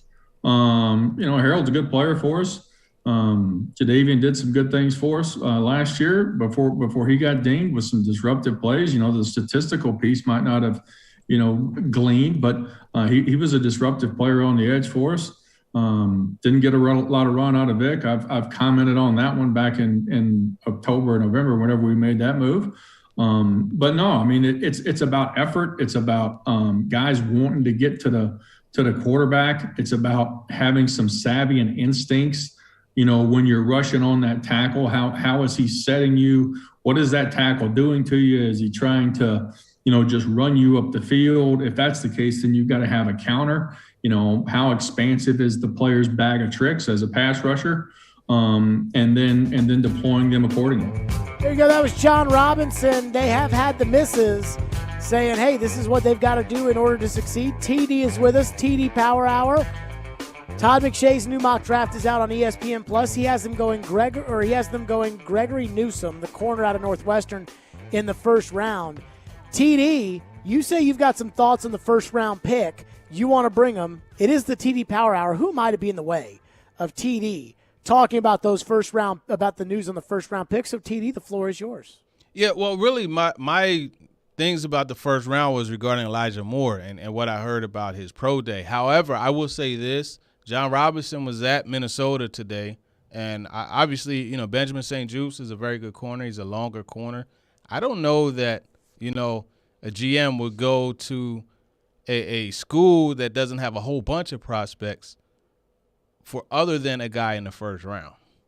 Rashad Bateman, some people didn't like that, his measurables were a bit different, right? He was 6 feet instead of 6'3" or whatever he may have been listed. But Rashad Bateman, I think, is absolutely an option for the Titans in the first round. And he is a guy that played the slot this past year and did well. 2019, he played on the outside. So at 22, Rashad Bateman, that's definitely an option. I think that's a direction they could go. Todd McShay has Rashad Bateman. We've seen Bateman, like many other players, we've seen Bateman all over the board. He has Bateman, I think, in the second round in his mock draft. I don't think there's any chance Rashad Bateman or Rondale Moore are there at 53 for the Titans in the second round. Yeah, very unlikely that either one of those guys are there in the second round at 53. And I think what end up happening is, if that's the case, Mari Rodgers would be someone that's definitely in play, who is, by the way, on Talking with TD this week. I think that's a guy that would be in play for sure. Todd McShay's second-round mock draft at 53. He has the Titans taking Andre Cisco, a safety out of Syracuse. McShay says, quote, again, without much receiver value on the board, the Titans continue to look to the secondary as they took Greg Newsome in round one. Cisco had 13 interceptions over 24 career games and is a rangy, instinctive center fielder. TD, what do you think of that pick from Todd McShay with the 53rd pick in the draft? I hear what he's saying there, but for me personally, I don't know that that's a position that I would take there, and I don't know that Cisco is that much better than some of the other position prospects that will be available at the same time. I personally feel that Joshua Bledsoe at pick 100 would be just as good value. Now, where is he play? He plays safety as well. Where at though? He played for Missouri. Okay. You watch the Missouri, and here's the thing: you watch the Mizzou, right? And they're playing in the SEC, so the competition is real. He and Tyree Gillespie, they were a very good safety combo. You watch number 1 and number 9. These guys were definitely working together. They did the same thing at the Senior Bowl, but here's the thing, right? And I hate to stop talking about Andre Cisco and start talking about Bledsoe, but I like Bledsoe more as a prospect. And if you go back and you watch the game against Alabama, I posted it on Twitter yesterday, and there was a play where they ran kind of like a switch release scissor type of concept, and there was a little bit of a miscommunication between the corner and Josh Bledsoe, and Devontae Smith got a free release. He ran up the field pretty fast before Bledsoe could react. He reacted, he turned, and ran with Devontae Smith down the field and knocked the ball away. And then on top of that, you turn around, you put him in the box. I watched him take on tight ends, you know what I mean? Knocked him out the way and make the tackle against Alabama. And there's other games, too, where he had watched the LSU game. We talked about Terrace Marshall. Well, end of the game, they needed a play to be made. He knew that they were throwing the fade to Marshall. He came down off his post, knocked it away. I like Josh Bledsoe better than Andre Cisco. What do you think about tight end? Because Tommy Tremble, Notre Dame, like maybe second-round guy, maybe third-round guy. I get the fact that it feels like if you go in the third round for a tight end, you're not going to find a guy who's ready to play right away. It took Jonnu Smith 2 years before he really became a true starter. Yeah, Jonnu was hurt as a rookie and then got hurt his second year too. But it still takes a lot of those guys some time. Yeah. And I wonder if second round might be where they address the starting tight end position. Yeah, and it's funny that you mentioned that because, on Compton and Lawan's show, Bussin' with the Boys, they had T.J. Hawkinson on. And he said he got to camp and was like, oh, man, this beep is easy. And then it got time for the season to start, and he was like, whoa. So you are right. You're right. I think, you mentioned Tommy Tremble. We're working to get him on Talking with TD.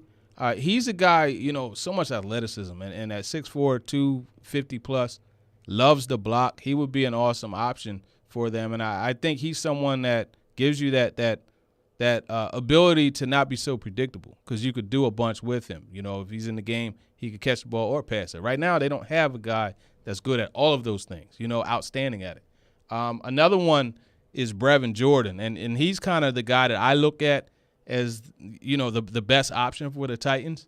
And out of Miami. Out of Miami, yes. Yep. And I like the fire that he has, and I like the fire that he plays with. And he's one of those guys that runs like he's angry with the football. And if you watch him, there's so many similarities to Jonnu Smith, except for I see them using more as like an H-back, and blocking, lining up, not necessarily in the backfield, but like, just like detached from the line, and that's something that he does. And I like Brevin Jordan. He's a yak guy too, so that's an option. If they want to just kind of wait it out, Trey McKitty out of Georgia is another one. He didn't really get a chance to catch many passes there at Georgia, but, being in that zone scheme, he very much understands the importance of blocking. Another guy is Quentin Morris out of Bowling Green. If you want to kind of dig a little deep, he's an athletic guy. I watched him at the Senior Bowl, and he did some things. Then even in the game, he had a very nice catch and run. So those are 4 options right there. TD's with us. We're talking with TD. We'll get to your calls. We'll get to your texts, your draft thoughts for TD. 615-737-1025. That's coming up next. T-Mobile and ESPN 1025 The Game are giving you and 3 friends the chance to win a stay-and-play experience at Hermitage Golf Course. That's right. Listen in today at 4:15 for the keyword to text into the game text line. More details at thegamenashville.com contest page. More questions for TD next. Stillman and Company. It's ESPN 1025 The Game.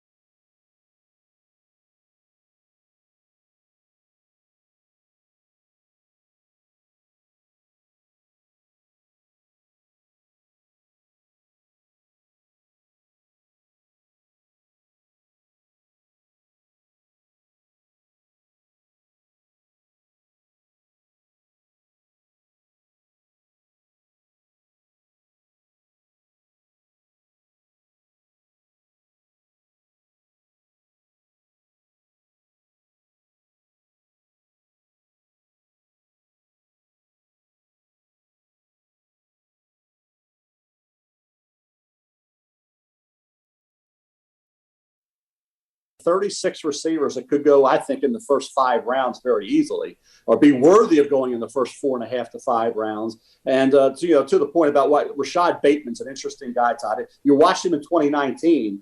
He wowed you. I mean, he looked like going into this year, I thought he could be a top 10, top 15 pick. And then this year, he was disappointing. Now, he was not going to play. Remember, he had asthma. He was not going to play because of COVID.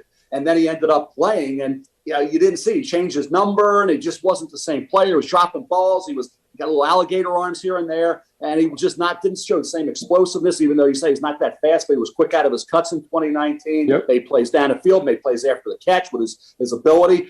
I think Rashad Bateman, if you can get him in the second round and he can revert back to that great form he showed in 2019, you get one of the steals of the draft at wide receiver. There you go. That's Mel Kiper Jr. on the First Draft Podcast. TD is with us. It's time to take questions for TD as we are up, by the way, on the stream, YouTube, Twitter, Twitch, Facebook. I think we're on all that stuff. So I don't know. Buck Rising's already mad about my shirt, TD. So we can't please everybody around here, but the people want to talk to TD, so that's what we're going to do. Matt has been waiting. Our phone line driven by WilsonCountyHyundai.com. Matt wants to get in on the show. Thank you for calling. Go ahead, Matt.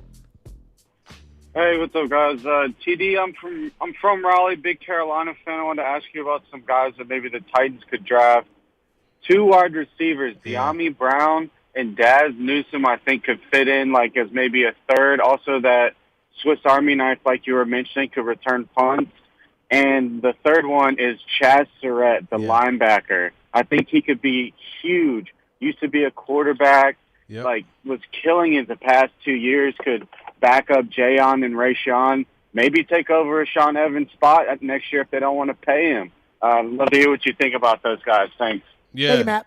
Matt, 3 excellent mentions. And De'Ami Brown, that's a vertical guy right there. I like that about him. He is someone that – would be an option. I would actually put him on the outside and expect him to have a contribution there. But, he could play the slot too. So you're right, Swiss Army knife. And I'm glad you mentioned Chaz Surratt because back just after the Senior Bowl, I wrote a post about Jayon Brown, and I mentioned Chaz Surratt, Jabril Cox, and KJ Britt as 3 linebackers that the Titans should absolutely look at. And you're right, Surratt, former quarterback. I love the fact that, he's a guy that you could use as a matchup option. And I'm not saying, always put him on George Kittles and those types, but he is someone that if you want him to kind of – you want to put size on these move tight ends, you could do that with him. So that's a great mention there, Surratt. And his brother out of Wake Forest had a really good Senior Bowl. He didn't really work out that well, but he's a football player too. Josh texts into the text line goes, so TD, what should the Titans do at 22? Get potentially the second best pass rusher available, a lockdown corner, or another good receiving threat? Yeah, it all depends on, again, what they want to, how they look at Fulton, but also how they look at Josh Reynolds. If they feel that he secures an outside spot, then, a guy like Elijah Moore would absolutely be someone that they should consider, or Rashad Bateman, those guys. But I think what they should do, and what I would do if I was in that situation, I would exhaust every bit of time possible on that clock when they're up for their pick and see if a team wants to move up. Because with these 5 quarterbacks now being taken, likely to be taken, that's going to push a good player down. And, that's going to, in turn, push another good player down. So that will actually work out for the Titans where they could get a really good guy, but if they want to move back because the team wants to move up to get someone like, a Travis Etienne or something like that, then you can move back and still get a really good player. Texter says, TD, do you think that Barrymore is an impact enough player that he would be worth spending the first-round pick on him? Edge is important, but interior pass rush of Simmons, Barrymore, and Danico Autry has me salivating. Thanks. That comes from Daniel. Yeah, Barrymore, a Philly guy too, man. So, Out of Alabama? Yeah, out of Alabama. Very productive, man. And I think you put him next to a guy. When I say very productive, I'm talking about what he helps do. He's not a high sack guy, obviously, but he's someone that if you put him next to Simmons, that would absolutely help. But I don't know that that's a direction I would go because I I feel they have solid depth there. And then you could come back later, right? We talk about the second round. Well, in the third round, or even with your second round pick, you could probably get a guy like Boogie Basham. You could probably get a Marvin Wilson in the third round. There's a lot of really good players that you could get a little bit later that I don't think there's that much of a separation, between. But Barrymore, you're going to have to use a first-round pick. So there's obviously he's a better player, but I don't think there's a huge degree of separation, and that's not a position that I would say is of tremendous need. John from Nashville says, TD, is it possible that Vrabel and John Robinson draft 2 wide receivers, seeing as the wide receiver room is relatively void? The Titans haven't done the best job in the past years developing that position, so drafting more than one increases the probability of being successful at the position moving forward. That comes from John. Absolutely, and there are late guys. No one's talking about Austin Watkins, who's a really good player also. He's a receiver, a bigger guy. He was down there at the Senior Bowl, and he worked out. I could see him like 4th round. You heard Mel Kiper. He said 36 receivers could be drafted, within the first 5 or so rounds.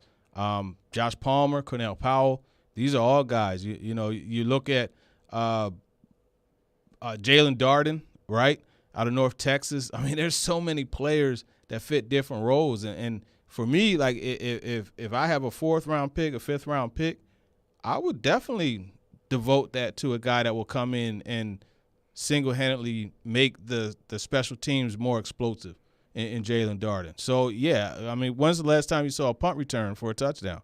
Was that Adoree Jackson in year 2, I think it was? I think that got called back. So the answer to that is I think maybe when Pac-Man was back there and Pac-Man was returning punts was probably the last time we saw a Titan return a punt. I'm dead serious with that. I really think it's been that long. Long story short, it's been a long time. So I wouldn't, if I'm in that room, I wouldn't be opposed to banging the table for a guy that can definitely help make that change, like make that actually happen. It would be nice for the team to be able to win the field position battle, right, with a guy that could catch it and give him a 30, 40-yard punt return. Instead of and don't get me wrong, being able to secure the football and catch it, hey, that's key. But let's take it to the next level. It's professional football. TD, as always, the TD Power Hour is one of the most popular parts of our show. We appreciate it. We appreciate you. Always good to see you, TD. We'll catch up next week on Thursday, but we'll probably catch up before then, too. Yeah, you already know. Please tell us about Talking with TD. Oh, yes. Talking with TD. It drops today, actually. It's up there on Spotify now. We had to wait because Rondale Moore couldn't pop on until today. So we got Rondale Moore, we got Amari Rogers, we got Josh Bledsoe, we got Jarrett Patterson. If you haven't heard of him, look him up. Kent State, Buffalo versus Kent State. He had 400-plus yards rushing and 8 touchdowns. He scored 19 touchdowns in each of the last 2 years. It's a guy to watch out for. Oh, apparently Chris Sanders is called in. Uh-oh. I know this against my better judgment. I do. Chris, go ahead. Terry Porter. What's up, Terry Porter? What's up, Gary Coleman? How you doing, baby? Oh, you guys are wrong for that. You got John Candy and Gary Coleman. I mean, what a combination. and Willis is calling in. What's up, man? Hey, I got some bad news, man. What's up? This is going to be my last day on the show. I got a job in Kansas City, and I'm leaving in a week and a half. So I just want to announce to people, the listeners that listen to us, and this is my last day. And, I hate to do it like this, but I just wanted everybody to know that, I'm leaving in 2 weeks. Chris, if you're going to try an April Fool's joke, you got to come something. Was it terrible? How can you keep it real around here? Was it terrible, man? Was my approach terrible? It was terrible. I mean, Chris, what would you be doing in Kansas City? Coaching Tyreek Hill? I couldn't think of anything else. I couldn't say Milwaukee. I mean, so you say, hey, so Chris is going to go out there to go coach the one guy in the world that's faster than him. You could have said you were going back home to Colorado or something, man. Oh, okay. You were going to teach the Rockies how to run the bases. Oh, Tim Raines looking fool. Oh, man. Hey. Hey, but on the real, man, I want to say this to the listeners, and I want to say this to you guys. It is a flat-out pleasure to work with TD, and it's a flat-out pleasure to work with Jared every single week. It is the highlight of my week. I mean, I know I have some great things going on, but this is one of the greatest highlights of my week is working with TD and Jared and being a part of the 102.5 family. So thank you guys. I love you guys. You guys are amazing. Chris Sanders, the best. Yes, Comes sir. in with the worst April Fool's joke, but then we got to let him because of what he says. He's one of the best. You can't be And I good would at say- everything. Yeah, exactly. I would say that we're as lucky to work with you as Absolutely. what you just said. So we Thank you, appreciate man. you and Appreciate you guys. take care of yourself on this Okay, April you too, Fool's. I man. might have to find a way Thanks, to get guys. it back. All Chris right, man. Sanders joining us, talking with TD. Subscribe today. Listen, we play it here. And speaking of Chris and TD and me and maybe somebody else, maybe in a couple News of weeks drop. you might hear some. There might be a little something. So be listening on that. TD, always good to talk to you. We'll talk soon. Yes, sir. Coming up next, Roman Yossi yesterday on the show. There is a level of belief with the Predators. Roman explains where they got it from, and I'm going to take it even further than that. Because the one thing that is true about this team when they're good is starting to be true now. We'll get to that. Coming up next, TriStar Moving, my official movers. Everybody hates moving, especially me, especially you. But not when you have movers like TriStar Moving. I've told you. I've had people that have hit me up and said, hey, I'm about to move. Do you really like using these guys? I'm like, yes, I like using them. They took great care of my old house. They moved everything in perfectly in the new house. Didn't mess up any floors, railings, banisters, floors, nothing. They took great care of all of it. You'll get 5-star service with TriStar Moving. That's their motto. Everything was taken care of. They've got a brand new state-of-the-art storage facility in case you need a place for all of your stuff. If you're looking to move, give my friends at TriStar Moving a call, 615-640-1219, or visit their website, nashvillemoving.org/radio. They'll even give you 5% off your entire move. That's TriStar Moving, 615-640-1219, nashvillemoving.org/radio. Tell them Jared Stillman sent you. My official movers, TriStar Moving, Stillman & Company. It's ESPN 102.5 The Game.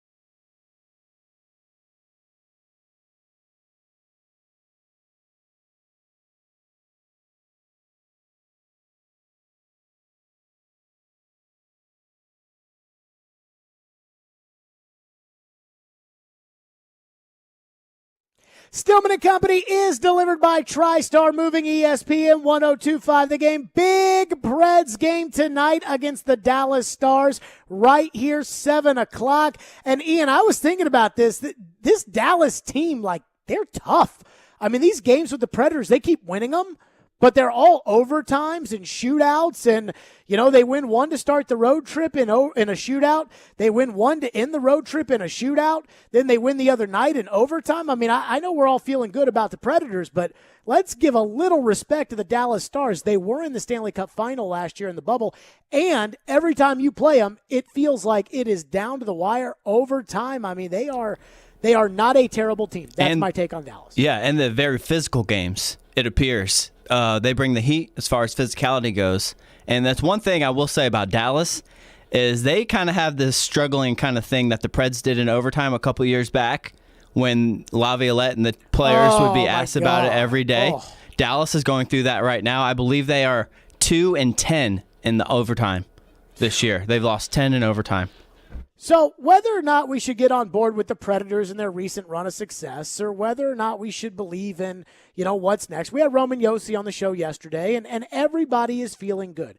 And everybody should feel good about this team. Let's be honest. At the start of this month, we thought they were going to blow the whole thing up. I heard Coach Brent Peterson say yesterday on Slapshot Radio, hey, 2 weeks ago, David had an easy decision to make.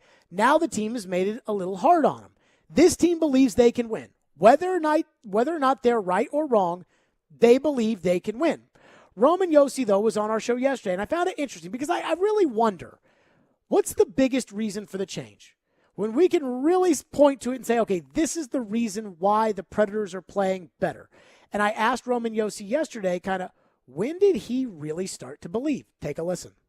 Well, I think on that road trip, obviously I got hurt in the first game, but after that, just watching the team, I remember we lost 2 games in Carolina, but we played really well the first game, lost that game in OT, and I was watching the game, and I thought we deserved to win. And even the second game, which we lost, I think it was 5-1, but if you look at the whole game, you saw kind of change within the team that we played really hard, and we kept doing it throughout the whole road trip. Every game you played, we didn't win every game, but I felt like the team was playing really hard, and I think it just kind of clicked in everybody's mind, and we knew how we had to play to be successful. It clicked on the road trip, and so I thought, and I will say this about that road trip: when they went out there, I thought they were going to get annihilated. I mean, I left them out there to die on that road trip, and so I went back and I looked through each game of the road trip.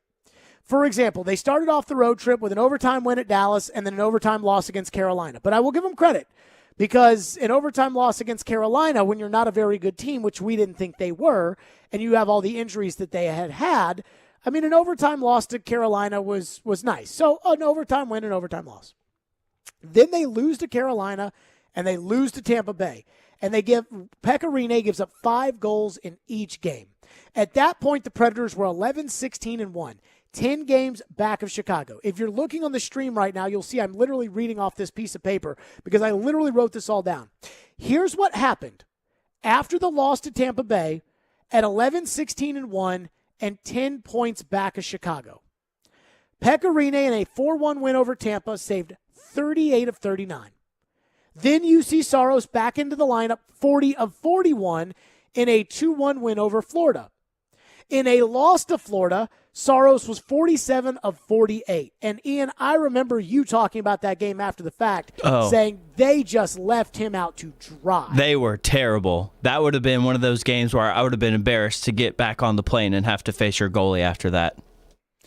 Then they go to Dallas, shootout win. Rinne saves 27 of 30, but he stops 5 shots in the shootout. They only score once in a shootout. Then they played Detroit at home. Saros with a shutout, 31 of 31. It's the goalies. I mean, that's what got this team to believe. It was the goalies. And I told somebody with the Predators this last week when they went and dominated Detroit that Thursday night after the Saros shutout.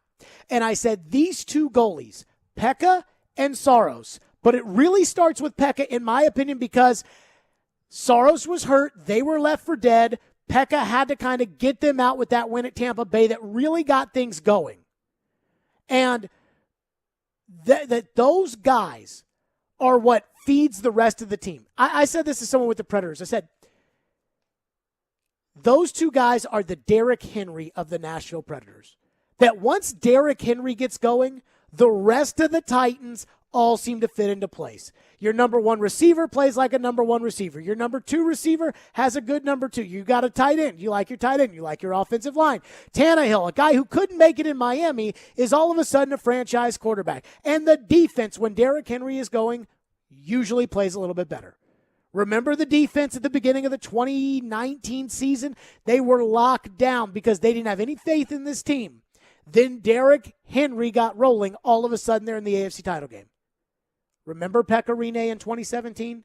Remember the 1-0 shutout win in Game 1 at Chicago? The 5-0 Game 2 shutout win? Remember the 40-plus saves in Game 6 against Anaheim to get them into the Stanley Cup final? They were tied 2-2 with Anaheim. Went on the road for Game 5. No Ryan Johansson, their number one center. No Mike Fisher, their number two center. They called up Freddie Gaudreau that day. And because they got goals from Colin Wilson and Pontus Aberg, they ended up knocking off Anaheim, coming back here to go to the Stanley Cup final. Now, most teams are not exactly like this. Every team needs good goaltending to win, yes. This team, when they get elite goaltending, that is the key to their success. And it really hasn't been about the 5-on-5. I mean, the numbers, the 5-on-5 save percentage over the last couple of weeks has been insane. These goalies are hot.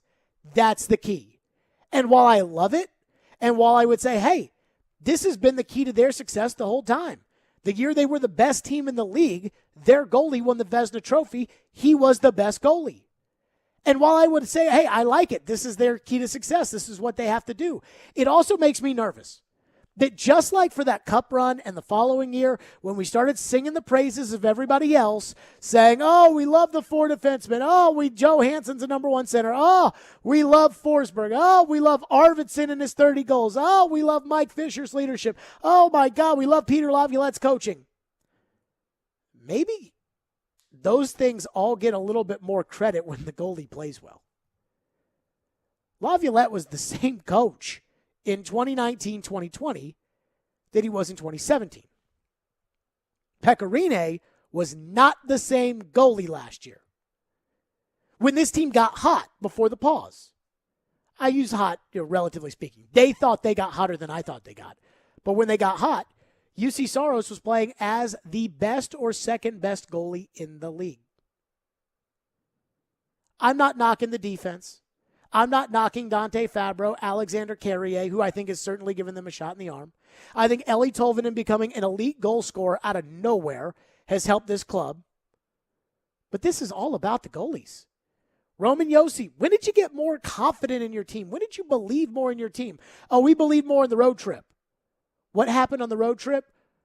Rinne, 38 of 39. Saros, 40 of 41. Saros, 47 of 48. Rinne, 27 of 30 and 1 of 6 in a shoot, or 5 of 6 in a shootout. Saros, 31 of 31 against Detroit.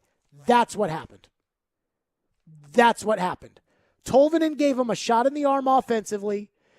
Then they got the confidence that they could do this because their goalies pulled them out of the slump, which I think is a blessing and I think is a curse. Because again, I don't know if that means that this team is solely dependent upon their goalies for success. That as we talk about, hey, the penalty kill looks better. The power play looks better. Their 5-on-5 numbers should improve. When Matt Duchene comes back in, that'll be another forward. That'll be or if we're just sitting here saying, you tell me how the goalies play, and I'll tell you how good this team is. When you think of the Cup champions, it's not the goalie. It's not Matt Murray winning the Cup for Pittsburgh. It's not Braden Holtby, who won that Cup for Washington, who didn't even start the playoffs as their starting goalie. It's their big boy forwards. These two guys are red hot right now. I don't know when it's going to run out, but when it does, I worry that there's going to be a regression to the mean. 615-737-1025 is the phone number. We'll get your Preds thoughts. Are you buying the run that they have right now? Or do you think some of it's just the goalie? Like some of it is just, hey, that guy is playing really well. Those guys are playing really well. And I think it leads me to a second question about the two guys. I think we know what you have in Rene. What about Saros? We'll get to that next. Stillman & Company, we are live from the wholesaling studio, powered by RumbleOn.com. Terry Crisp will join us in just a little bit. We're delivered by TriStar Moving.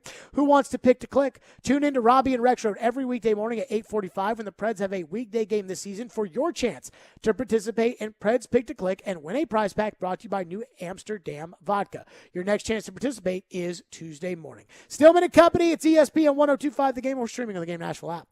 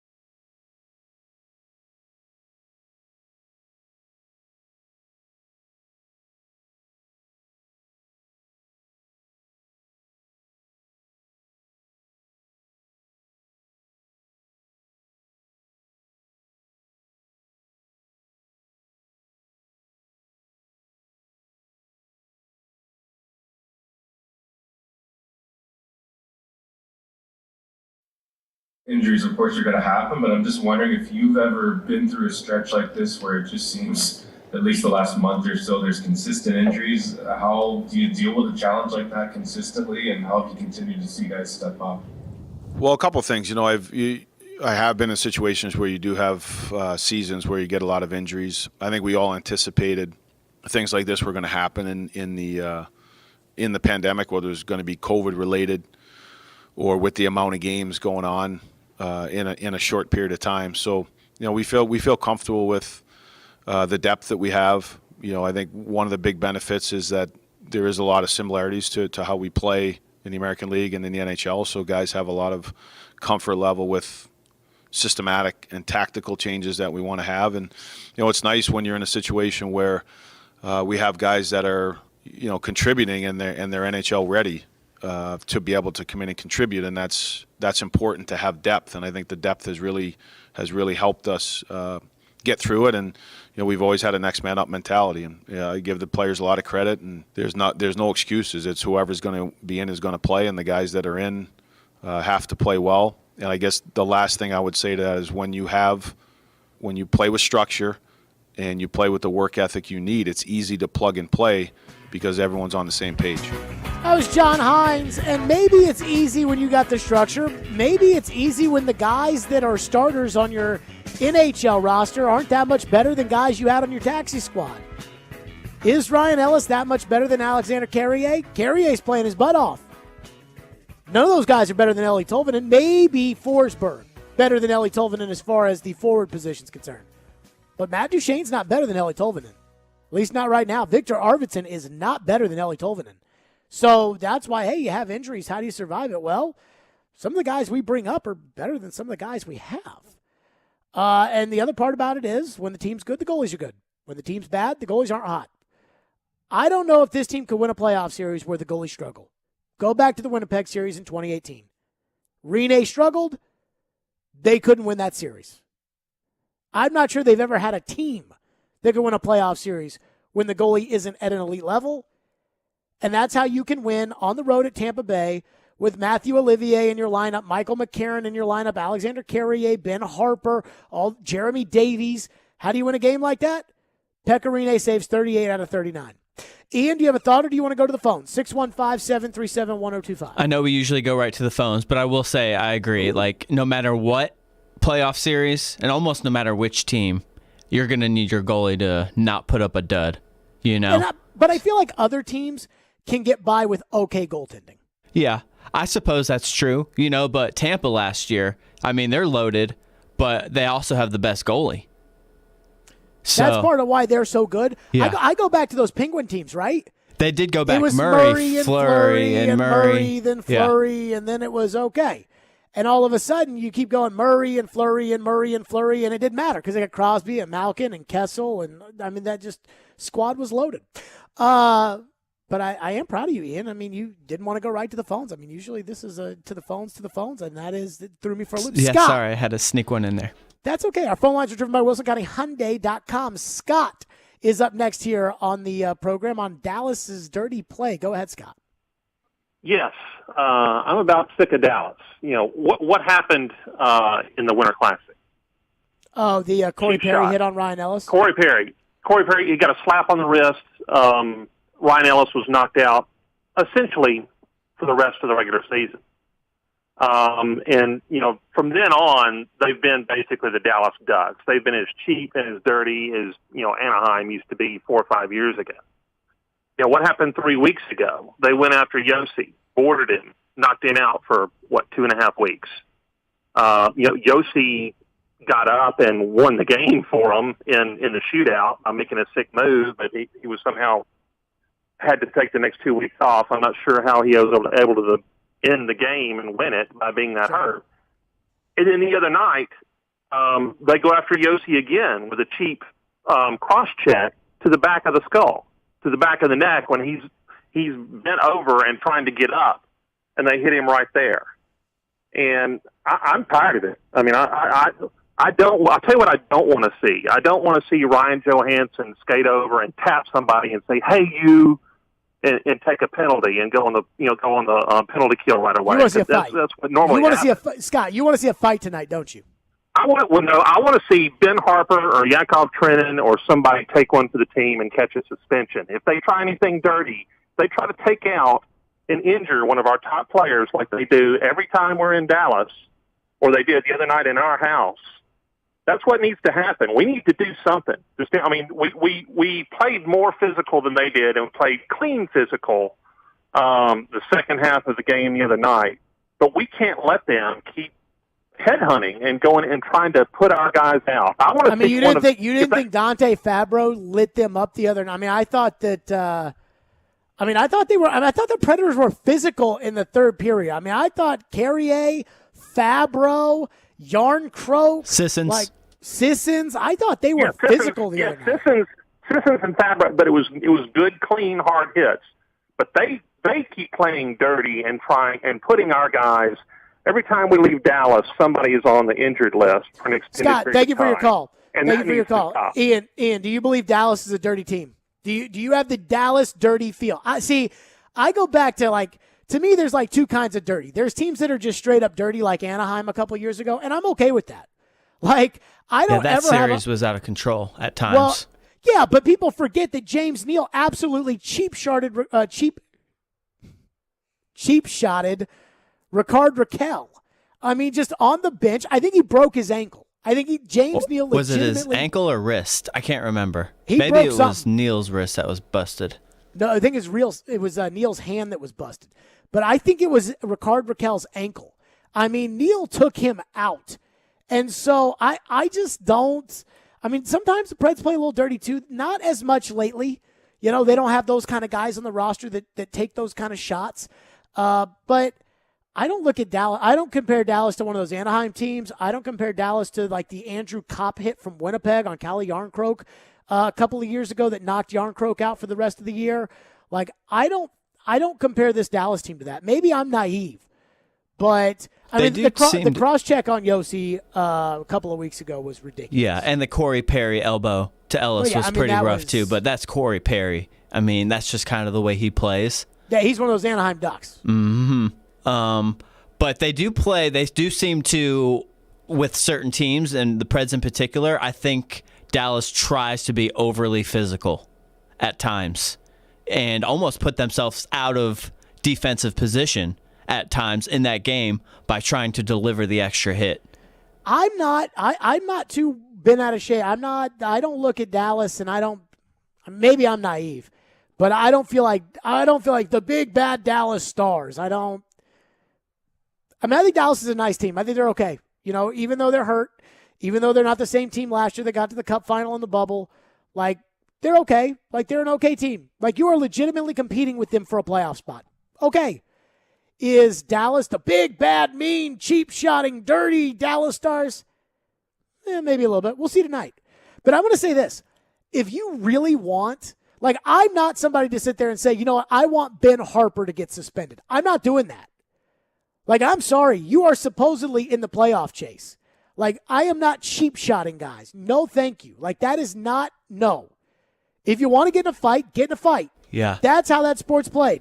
You got something you don't like, it's the regular season. There's still plenty of games to go. Get in a fight. That's how you play hockey. 615-737-1025. Crispy will join us next. Ooh, we can talk about Crispy about whether or not Dallas is dirty. We can talk about the run they're on, the goaltending, all the things Crispy likes talking about. That's coming up next. Terry Crisp will join us. FanDuel Sportsbook. There's always one team that ruins your bracket. That's why this year you got to bet the tournament on the FanDuel Sportsbook because your first bet is risk-free. It doesn't matter if it's Gonzaga or if it's UCLA. New users get $1,000 in site credit back if your first bet does not win. FanDuel has odds on all the action with games day and night and an easy-to-use app. Multiple deposits, fast withdrawals, always on promotions. Your next chance to win with FanDuel is only minutes away. And if that's not enough, my friends at FanDuel want to make you a millionaire. Yes, you. They're giving away $1 million to one lucky bettor. New and existing users get an additional shot at the payout every single day that you bet the tourney. So if you want your chance of becoming a millionaire or even a thousandaire, download the FanDuel Sportsbook app and use the promo code JGM so they know that I sent you. That's FanDuel Sportsbook, promo code JGM. They've already given away $1 million, and they'll do so again before the end of the tournament. Must be 21 or older and present in Tennessee. No purchase necessary. Restrictions apply for $1 million drawing. Risk-free offer for first online real money wager only.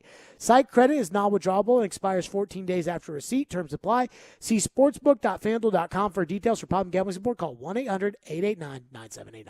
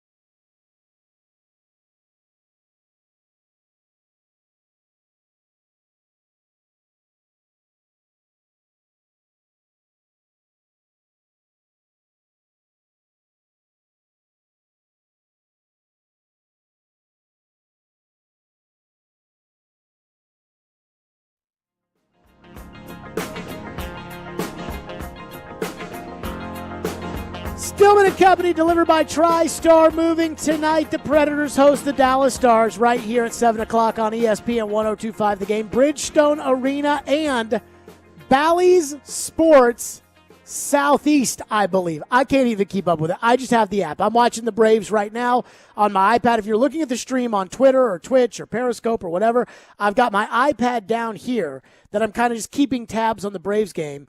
And so, anywho, so we're streaming whatever, but it's Bally Sports Southeast tonight. Terry Crisp joins us on the program. Crispy, you have outlived Fox Sports South. You've outlived Fox Sports Southeast. You've outlived Fox Sports Tennessee. It's Bally Sports Southeast tonight that you will be on. Are you excited in the least, or does nothing in your life change? You know what? I've been through a great era with Fox. It came to an end, and we're looking forward. We've seen what the Valley Sports is going to do for us, and it's going to be exciting. It's going to be entertaining. It'll be all new colors, et cetera, and so forth. And they are really keen to go. So for all of our fans, it'll be the same group doing it, same broadcast group, same channel. Just coming into the new era is what it is.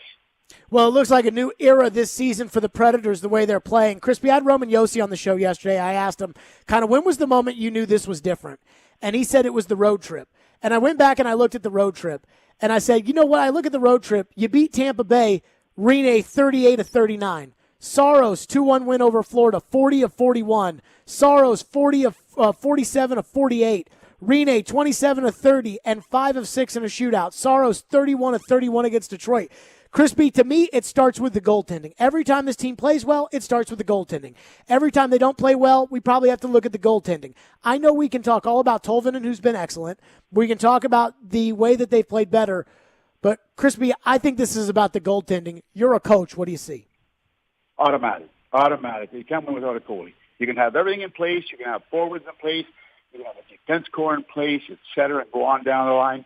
Without a goaltender, you don't win, and you certainly do not win the Stanley Cup. And I've said this to you before. The team that wins the Stanley Cup in that given year, that given season, 9 out of 10 times will have the best goaltender of the year that year, and I've won it for you. So, yes, it's like in football, if you don't have a quarterback, you're in trouble. You got a problem. And right now, our goaltending, Rene and Saros, they're unbelievable. But the guys know it, and the guys appreciate it. And I think the guys are now starting to pick up the idea that the coaching staff have been preaching all along, is that let's give them some protection now. Let's clear some of the rebounds for them. Let's clear the front of the net for them. Let's take the bodies in our zone on the cycle out of the play, and nobody stands in front of our goaltenders for free tip-ins or free rebounds. Crispy, I said to somebody in the front office a couple of weeks ago, the game that Rocco Grimaldi had the hat trick, and I said that the goalies, once the team gets confident based upon the goalies, once the goalies kind of give them the push on the swing, everybody starts playing better. Right now, we're seeing it. It's Yarncroke. It's Carrier. It's Grimaldi. It's Grandlin. It's Tolvanen. It's Arvidsson. It's almost to me like if this team doesn't have good goaltending, everybody else just shuts down. And then when the goalies start playing well, after a couple of games of those guys making 48 saves, then everybody else starts playing better. I feel like that's what I'm looking at now. I feel like that's probably what we saw on that Cup final run. And it makes me think, is there anything, can this team do anything if the goalies aren't red hot? You know what? We struggle, and I'll be honest with you, and we know that. That's a fact. And the players know. They're the first ones to tell you that. But the other thing I like right now about this team is, and all the names you just said, isn't it funny you left out some big key names? Sure. Don't interrupt me. Don't interrupt me. A lot of the big key names that you did not mention, and we're winning. And the guys you all mentioned were guys who were waiting to come along, youngsters out of the minors, guys that have been in and out of our lineup. They're playing steady now, and we're winning on a regular basis. I don't think that's a coincidence. I think that's good coaching on John Hines' part, that he's playing the guys, and he said it. He said, if you play and you work, and he'll tell you fourth, right, and center. He's talked to players that are sitting out. He said, you're going to have to earn your way back in this lineup. He said, we're winning. And if you notice the guy called Luke Cunnan come in for the last 3 games, he's playing like a trooper. And before he got hurt and got out, I couldn't find a lot of his game as to what I was supposed to be looking for. The last 3 games, Cunnan has played what they've advertised. He goes to the net. He goes to the corners. He's playing the body. He's doing all the things that Coach Hines has been asking you about. So you know what it is now? The guys started to listen. The guys started to believe. Our goaltending got hot, and all of the other guys fell in line. Crispy, going back to John Hines, I mean, you've been around a lot of coaches. You've been, you won a cup yourself. You've been around Barry Trotz when he was here, Peter Laviolette when he was here, great coaches. Have you seen a better coaching job than John Hines has done in the last month? I got to give John Hines credit for staying. I think the phrase we used the other day was an even keel. And he stays an uneven keel. Now, I can bet you any money that some days he goes in that dressing room after a period, after a game, and peels a little bit of paint. Every coach has to let off some steam periodically. But you never see him do it in public. You never see him hear about his players on any interviews. He'll say sometimes, well, I'd like to get a little more out of this guy. But no, he's a very even keeled, and I look back over my career and wish I could have a little bit of that. I don't think that would have been on brand for you. Terry Crisp is our guest. Crispy, how good is this team? I mean, I on one hand, I'm like, hey, they're on a hot streak, but they're beating Detroit, Chicago, and Dallas. And if they make the playoffs, they have to play Tampa Bay. And we know how good Tampa Bay is. And they don't get a chance to play at Tampa Bay much until the trade deadline and when David Poyle's got to make the move. So I ask you this, how good of a team are the Predators right now? You know what? We're going to find out in the next, 20 games where we have left now, because now it's do or die, put up or up. And if we can knock off the teams we're supposed to knock off and beat the teams, I mean, I'm talking about Tampa, I'm talking about Florida, I'm talking about Carolina. I don't think anybody's going to catch those three. They're a three-horse race. And the rest of us are racing for that fourth spot by the looks of it right now. And if we're going to make it, it's in our hands right now, because we know we're as good as the guys we're racing with. We're as good as those teams. And if we get better as we go and can knock off a Tampa Bay or a couple of them along the way like we have, yeah, we can do some damage. We can be heard from. But it's going to take, again, like Coach Hines says, the whole team. And anybody who's dressed has to bring it. And the other night, and I heard you guys talking earlier about physicality, et cetera, et cetera. In the first period, I was so upset that poor Lindsay had to move another 6 feet away from me because of how the first period went in Dallas, how they were doing it. But you know what? Every guy on Dallas in the first period, and I asked my producer to put a camera, if he could, on every check. Every one of their team finished their check. Not dirty, not running, not from behind like they usually did, like we talked about Yossi and Ellis and et cetera, and a few of the ones that been them, but coming at you. And then the funniest thing was when suddenly the herd got out there and started to roar around. Now suddenly the Dallas said, hey, that hurts when you get hit. Then you can see the rest of our guys pick it up and fall in line behind the herd and Cunnin and them. Not dirty, but no. You know what the other team realizes? Hey, it does hurt to get hit. Maybe we got to watch up for it. That's what I think turned that whole game around, was when those guys did it and the rest of our team decided, you know what? I don't like getting hit. I want to be the hitter. Terry Crisp with us. Crispy, I'm looking at UC Saros right now, and clearly John Hines is putting him as the number one goalie, and that's fine. I mean, Rene's playing his butt off too. Saros' career save percentage is .919, which is pretty good. He's .924 right now this year. But in the Arizona series, he was .895, which just wasn't good enough. He wasn't bad, but it wasn't good enough. What is the real UC Saros? We know what the real Pekka Rinne is. We know Pekka, can't immediately come back the next night like he used to. But what is the real Saros when you put it on? You know what I think the real Saros is? He's maturing. He's starting to come into his own now and believe in himself, and he's not, the term backup is never used anymore. Second goaltender is never used anymore. If you hear our goalie coaching, Ben Vanderklok, he says he's like a blotter. He wants to learn. He wants to get better. He comes in and watches video with him and with Ben, and he talks about things, and they break down everything, just like Pekka Rinne did when he first came in and spent hours in the video room and then hours out on the ice after practice with Vanderklok.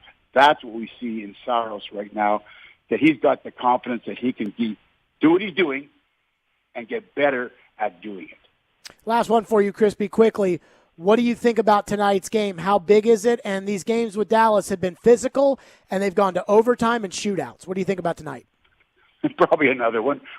Wouldn't surprise me whatsoever. True. And but all I'm looking for is to run stride for stride with them. That's what I want. One hit, return the hit. And I still remember the one year in the playoffs. It still galls me and sticks in my mind when they were running Yossi, and nothing happened. And Jamie Benn went by our bench laughing, and you went on his bench and was sitting there laughing. I don't want to see that again. No more. Terry Crisp, as always. Valley Sports Southeast tonight. They make their Preds debut. Crispy, the new graphics look pretty fresh. We look forward to seeing you on TV as always and at the rink. Terry, take good care of yourself, Crispy. Thanks, guys. See you at the rink.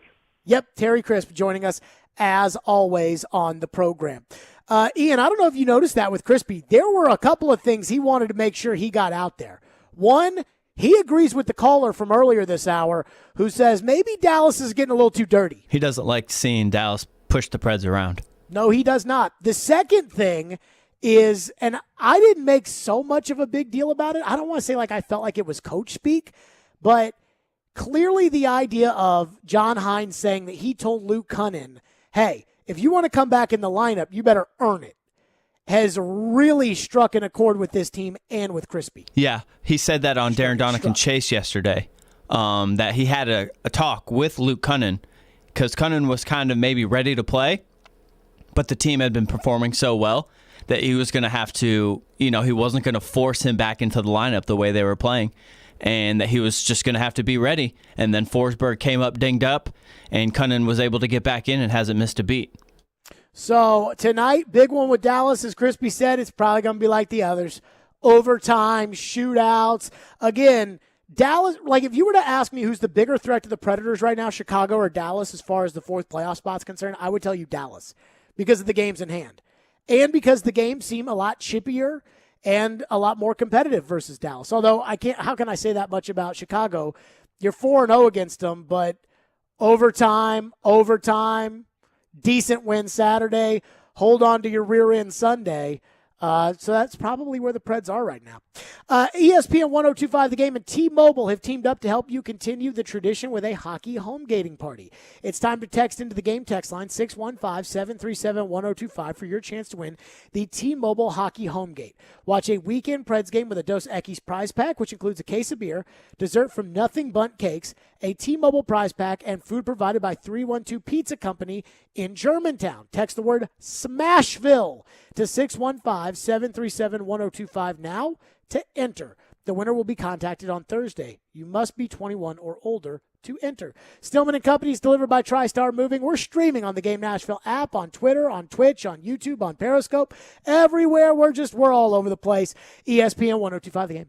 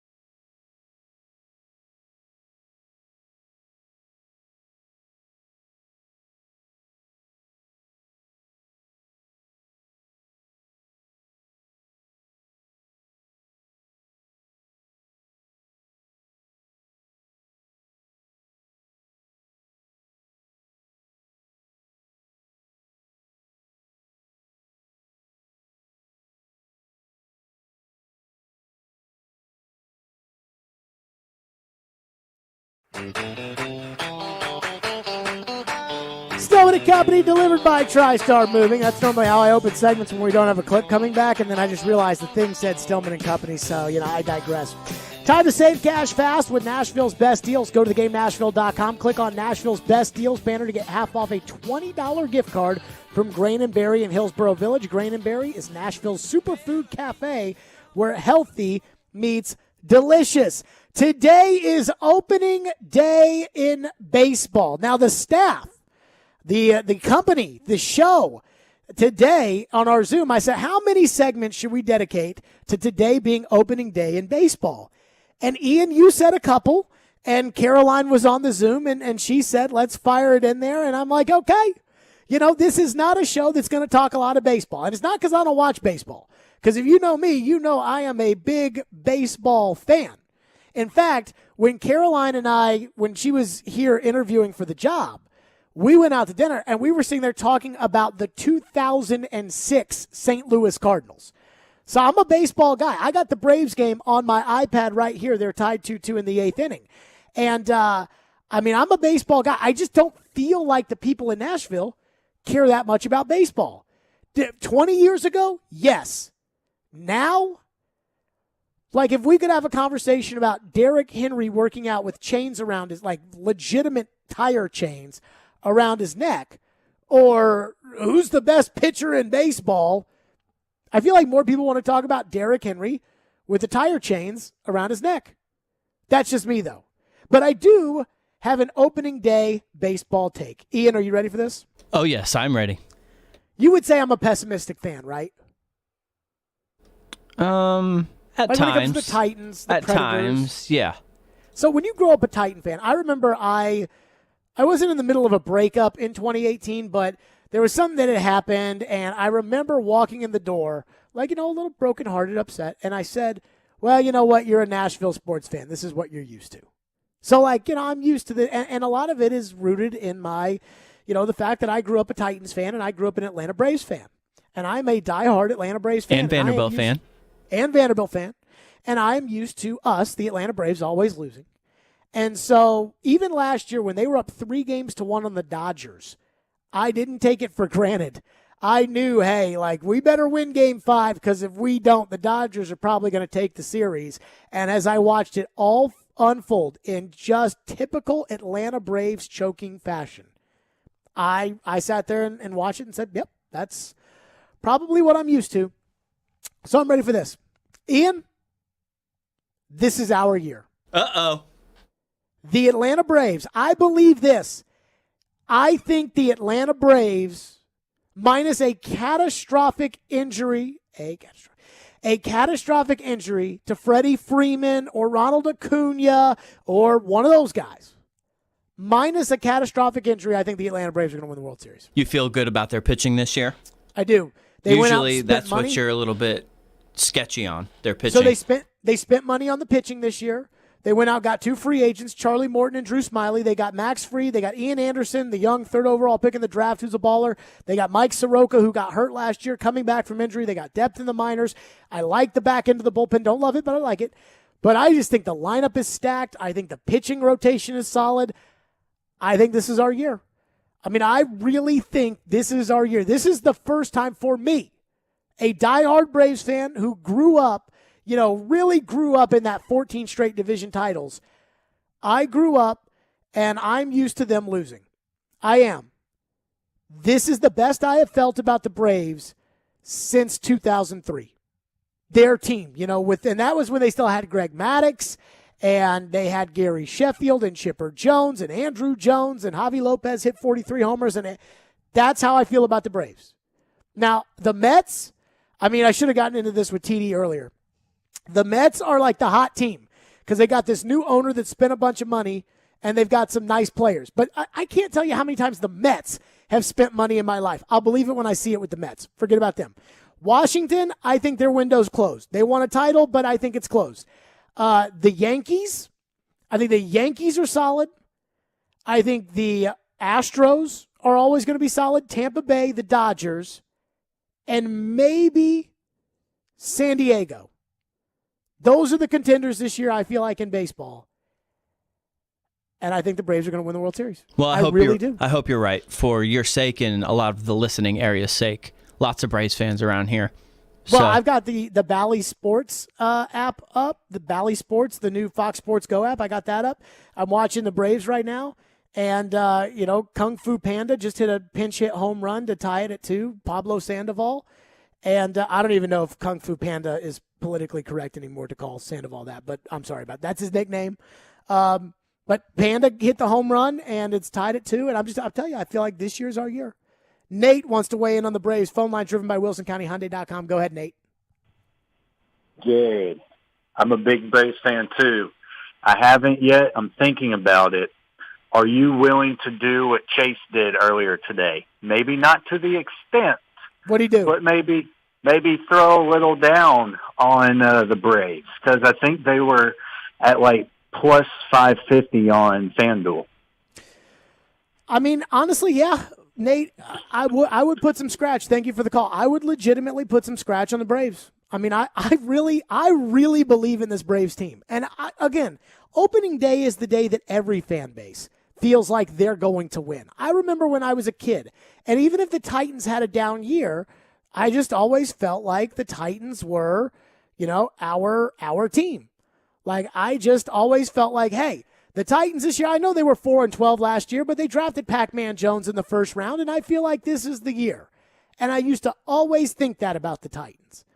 Then they let Floyd go, and I stopped thinking that about the Titans.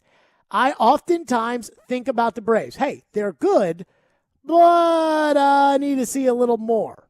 Even when they were winning all those divisions in the 90s, I felt that way. This year, I think they are stacked. I wish they had a little bit more on the bench. That's all I wish. They don't have a lot on the bench, although Panda just hit a home run. But they are loaded. Now, again, if Ronald Acuna gets hurt, knock on wood, if Ronald Acuna gets hurt, then it's different. But opening day baseball, I really think my team, the Braves, I really think they're going to win the World Series.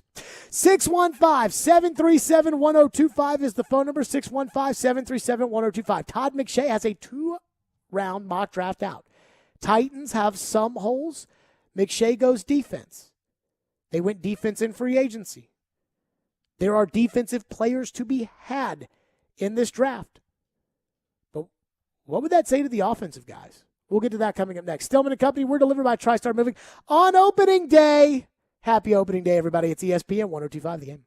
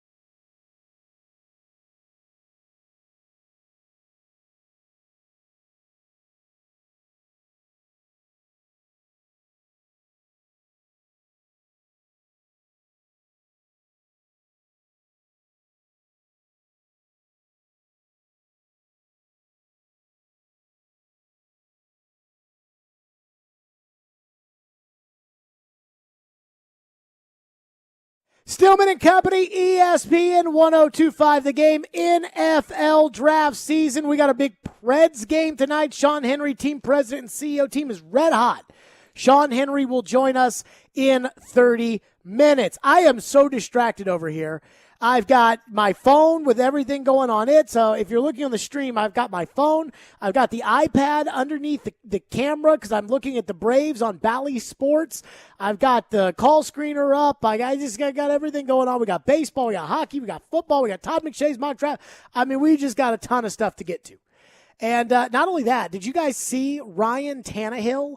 Ryan Tannehill on Instagram and Twitter. Derrick Henry put out Derrick Henry's Instagram is just him working out. It's like, here's Derrick Henry lifting a 300-pound weight with chains around his neck and bands around his knees. And here's Derrick Henry doing a one-arm dumbbell row while floating on air. So there was one where Derrick Henry was doing push-ups with a chain around his neck, like a legitimate tire chain, not like a gold chain, but a legitimate tire chain. And he was doing push-ups on a band on a rack with his feet on a ball. Very complicated. So Ryan Tannehill went and did the same thing, and Tannehill's wife put her purse chain around his neck, and he went and did the push-ups. So anywho, Ryan Tannehill clearly into the offseason. But I was wondering this. I asked Ryan Tannehill before the players hit the road for the offseason. I asked him before free agency started, hey, if the Titans are going to be spending a lot of money, if the Titans are going to be drafting, after the wretched performance the defense had this season, would you be okay with the Titans using all of the draft capital on defense? And it was interesting. Todd McShay's mock draft has the Titans taking a corner, Greg Newsome II, with the 22nd overall pick, corner out of Northwestern, fourth corner off the board in the first round, and Andre Sisco, a safety out of Syracuse, with the second round, which means no wide receiver, no tight end, at least not early, to replace Jonnu Smith and Corey Davis, and Adam Humphries, who also departed via free agency when he was released. Here's what Tannehill said before the offseason. How much do you think this team needs to add on defense in the offseason? And would you be upset at all if they spent all the free agency and all the draft capital trying to improve the defense after the year you guys had on offense? Oh, yeah, that's a question for Braves and John. Those guys played great yesterday. So defense played good enough to win yesterday, and the offense, didn't come through. So, I'm not going to speculate on defense or what they need or should get. I'll let John and Coach Vrabel figure that out, and then whenever the time comes, we'll try to come together as a team next year, offense and defense, and be better than we were this year. So Ryan Tannehill, very non-committal. That's not my job. Tannehill's never going to answer that question. I asked it because maybe he'd say a little something, but no, he's never going to answer that question. Derrick Henry's never going to answer that question. A.J. Brown probably won't answer that question. Those guys know better. And not only that, it's not their jobs. But what do you think they actually think? What do you think Ryan Tannehill actually thinks? When we look at the draft this year and we talk about Azeez Ojulari, a pass rusher out of Georgia, Jalen Phillips and Gregory Rousseau, pass rushers out of Miami, J.C. Horn, a corner out of South Carolina, Gregory Newsome, the corner out of South Carolina, do you think Tannehill says, what about me? Do you think Derrick Henry looks at the offense and says, what about me? Or do you think those guys look at themselves and Tannehill says, I've got A.J. Brown, an all-pro caliber wide receiver. I've got Derrick Henry, an all-pro running back. I've got Taylor Lewan, an all-pro caliber left tackle. I've got Roger Saffold, a Pro Bowl caliber guard. Nate Davis coming into his own as a Pro Bowl caliber guard. Josh Reynolds, an emerging player who needs an opportunity to be a number 2 wide receiver. I'm good. John, Mike, you guys want to go out there, you want to build this roster on defense so that I don't have to go score 35 points every game. Go do it. Do you think they look at it like that? And I can't assume what Derrick Henry thinks or assume what Ryan Tannehill thinks. So I can only tell you what I think. But I asked Chris Sanders yesterday, former Titans wide receiver, an offensive player. You know Chris loves his wide receivers.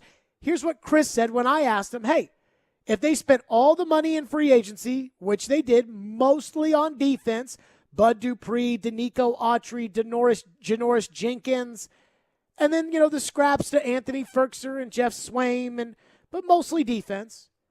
And if they spend the draft picks on defense, would you be okay with that? Here's what Chris said. Absolutely, yes. And the reason why I say absolutely yes is because if you look at the soar of this Tennessee Titans team, what was it? It was the defense. We need corners. We need a secondary that's going to be ball hawks. Because if you look at the bright spot of the Tennessee Titans overall, it was the offense. You have A.J. Brown. I know Corey Davis is gone. I know John Smith is gone. But you still have the base of your team, and the base of your team is Henry. Henry's the road dog. And you got A.J. Brown who's going to make plays on the outside. And you really haven't lost a lot with, I hate to say this because I'm a Corey Davis fan, you haven't lost a lot with losing Corey Davis. You got Reynolds, is kind of like the same player. So now you still have all these core players and you still have impact players. So even if J-Rob and Vrabel go out and just strictly go defense, I will be on board with that, because if you look at the reason why the Tennessee Titans didn't go to the Super Bowl, it was because they had a terrible defense. So I would be on board with that. So now I ask you the same question. Put yourself in Ryan Tannehill's shoes. Chris Sanders says absolutely spend the draft picks on defense. Now, you know me. I am a best player available guy, because if you don't take that player, somebody else you will have to compete against will. If there is a wide receiver that is a great player, whether it's Rashad Bateman out of Minnesota, whether it's Kadarius Toney from Florida, Rondale Moore from Purdue, Elijah Moore from Ole Miss, if you don't take that guy and you have him on your board as a great player, you don't draft him, and then all of a sudden he goes somewhere else in the league and absolutely stars, and now you're in a playoff game playing Buffalo and they drafted him, you are screwed.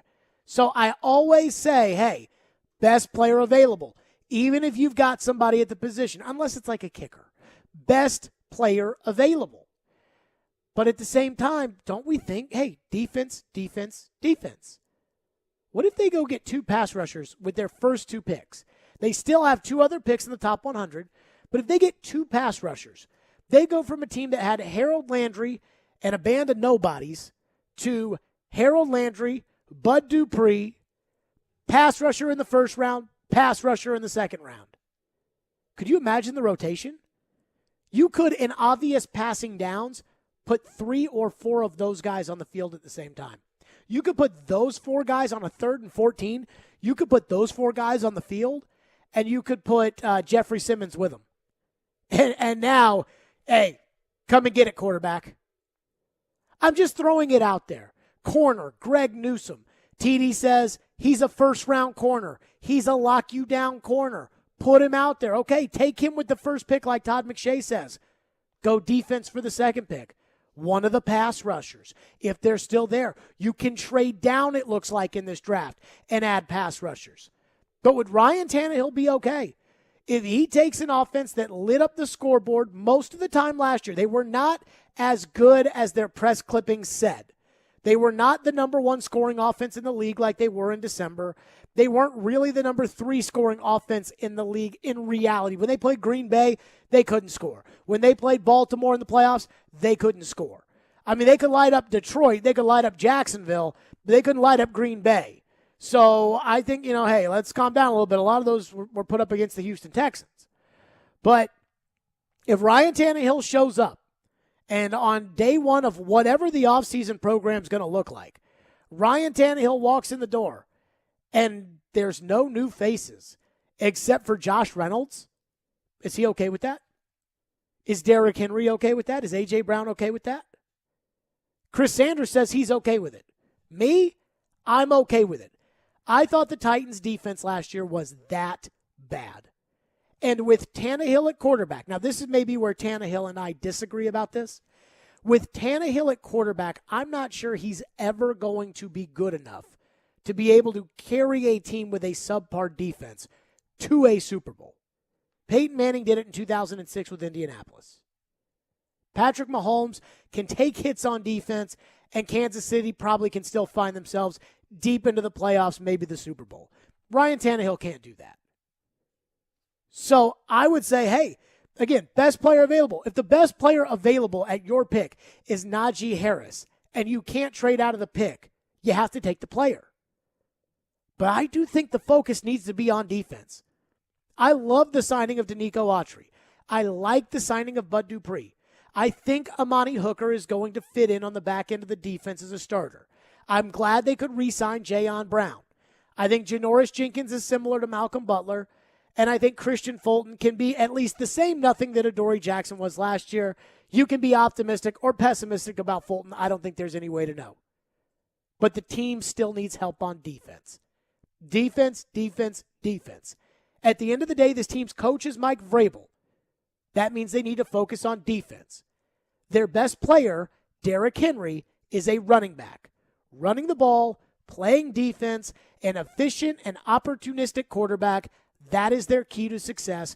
And if they're going to make it to the Super Bowl, or if they're going to go as far as we think they should, it's going to be carried by their defense. It's not going to be lighting it up on offense. Plus, there's only one football for Derrick Henry, A.J. Brown, now Josh Reynolds, and everybody else. 615-737-1025. That's the question to you. Calls first, then your text. 615-737-1025. I asked Tannehill before the offseason, would you be okay if they spent almost all the money and all the draft picks on defense? Todd McShay's mock draft says Titans go defense, defense. Are you okay with that? Are you okay if the focus for the Titans draft is on defense? And do you think Tannehill would be okay with that? Do you think Henry would be okay with that? Do you think A.J. Brown would be okay with that?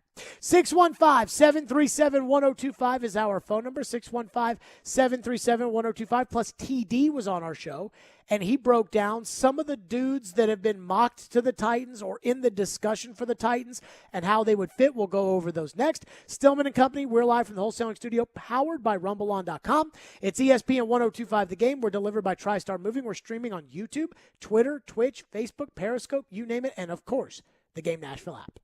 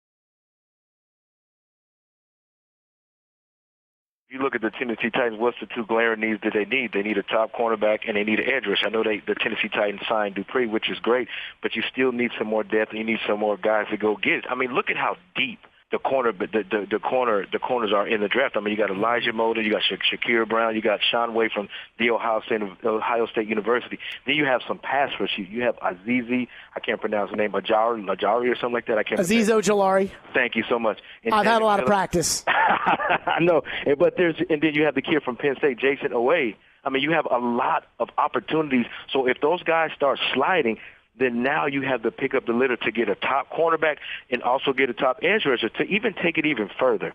Just imagine if a lot of those guys drop, I would trade down, get some more picks, and still get a good edge rusher and still get a top corner. So it's all going to depend on what Mike Vrabel does and J. Rob does. If they want to slide down and still get the guy or take the guy that's available.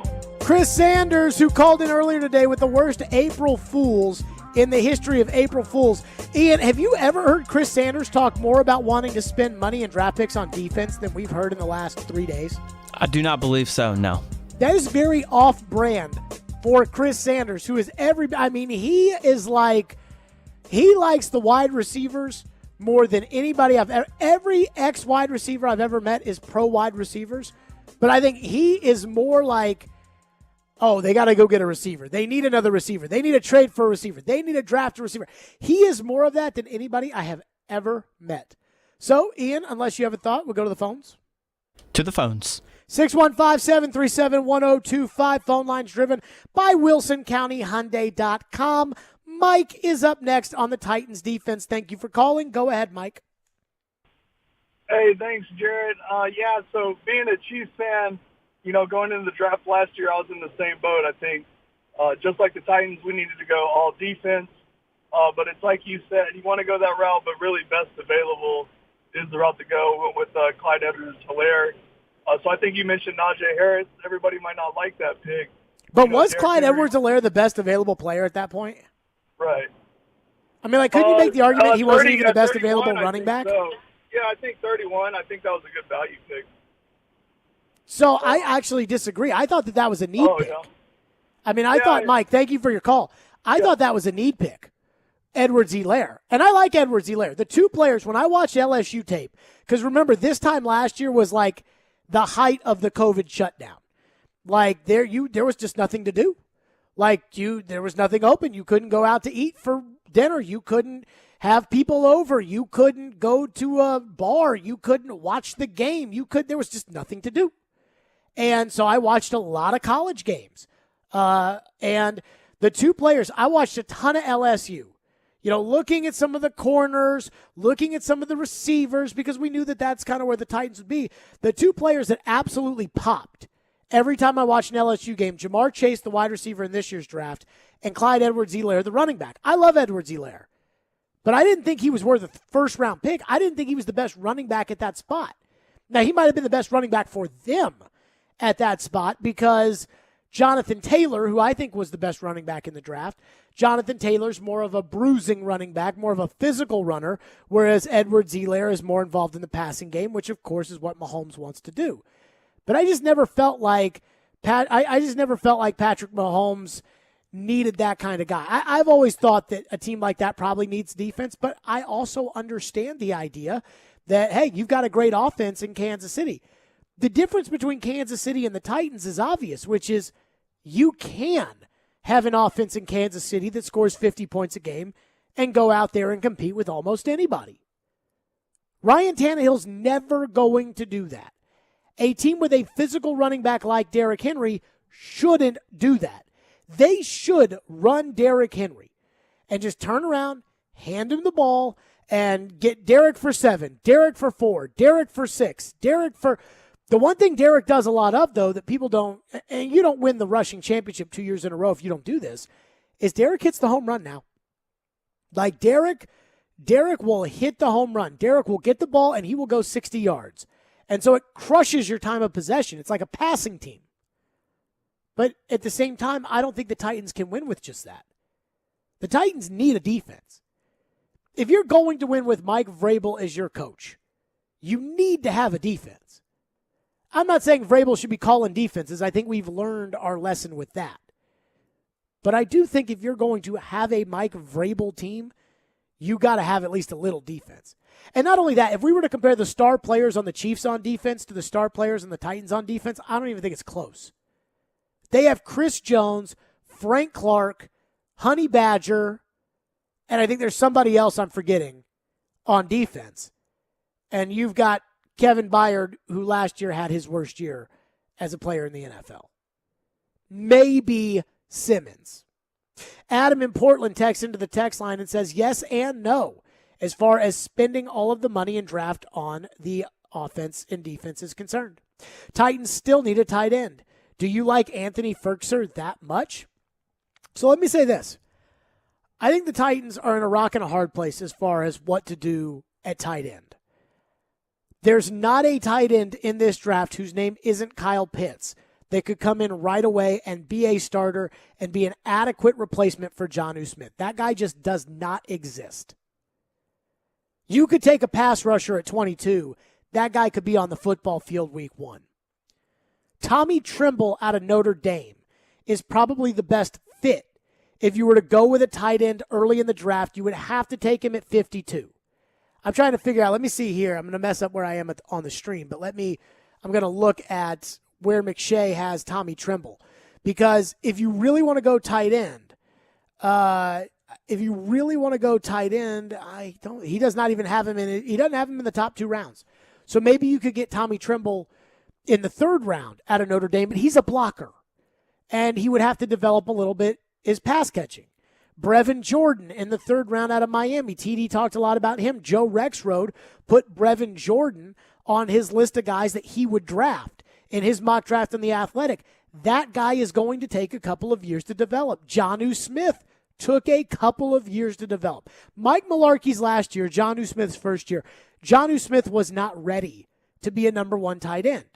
But they had Delanie Walker. The second year, Delanie Walker broke his leg. Jonnu still wasn't really ready to be the number 1 tight end. He was the number 1 tight end, but he wasn't ready.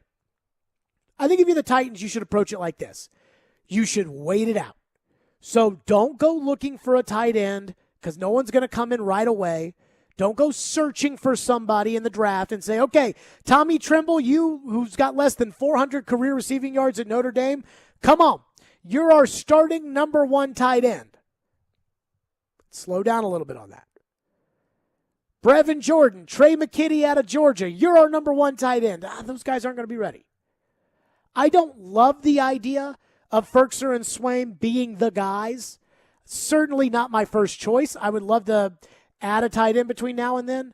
But I think that because they're going to have to create money, they're going to have to find $5 million somewhere. There's going to be a restructure, whether it's Tannehill, whether it's Lawan, whether it's a cut.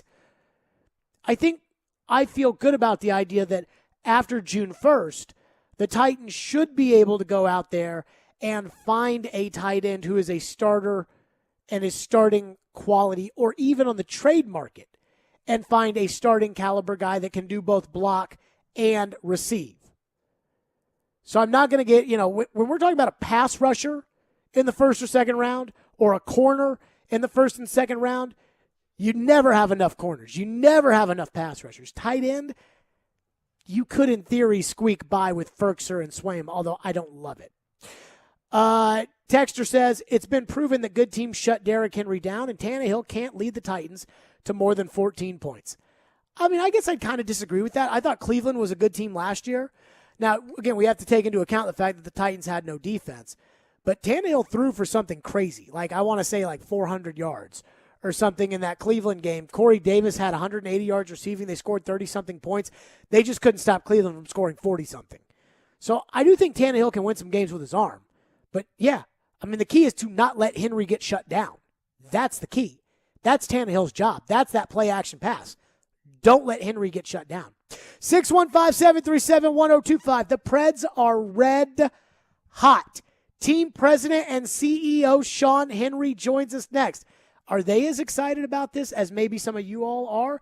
Are they cautiously optimistic? What are they thinking inside that building? Sean Henry will join us next. Big freaking game tonight against the Dallas Stars. 615-737-1025. Speaking of the Preds, join ESPN 1025 The Game on Wednesday from 6 to 7 for Smashville Live. Smashville Live airs every Wednesday on 1025 The Game during the Preds season and will feature Preds players, former players, and other special guests. You can also watch the show online, just like you can watch this show right now, via Twitch, Twitter, Facebook, YouTube, and theGameNashville.com. Smashville Live brought to you by New Amsterdam Vodka, Spring Hill Heating and Cooling, Red Spirits and Wine in Bellevue. To view or listen to past shows, go to theGameNashville.com/Smashville Live. Sean Henry next.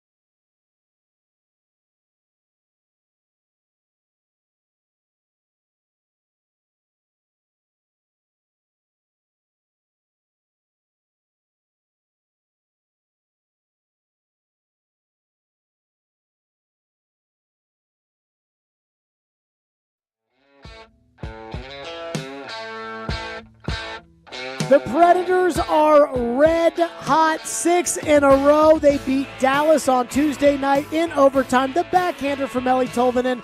Tonight they get Dallas again. And let's not kid ourselves. Dallas, shootout win, overtime win. These teams are pretty closely matched. Dallas has had some COVID issues. They had the electrical issues with their winter storm. They have games in hand. This is a big one tonight for the Predators. And David Poyle has said on the midday show, hey, he doesn't know what he's going to do at the deadline. He wants more time. These games are going to give him an idea.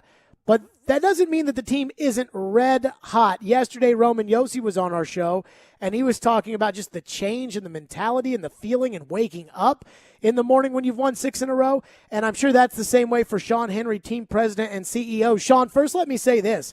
Congratulations on the 6 in a row. I know you guys certainly are excited about that shot in the arm you guys have received so far. Oh, sure are. You nailed it. I mean, it's just so much more fun winning, obviously. And, you know, as we talked back in October, November, December, we're all excited about the season starting. You know, we knew the type of team we had, and it's fun to see them playing that way now, despite still so many injuries in front of us. But it really is fun. After a loss, I question if the sun's coming up. Right now, I wake up earlier to make sure I can appreciate it after the wins.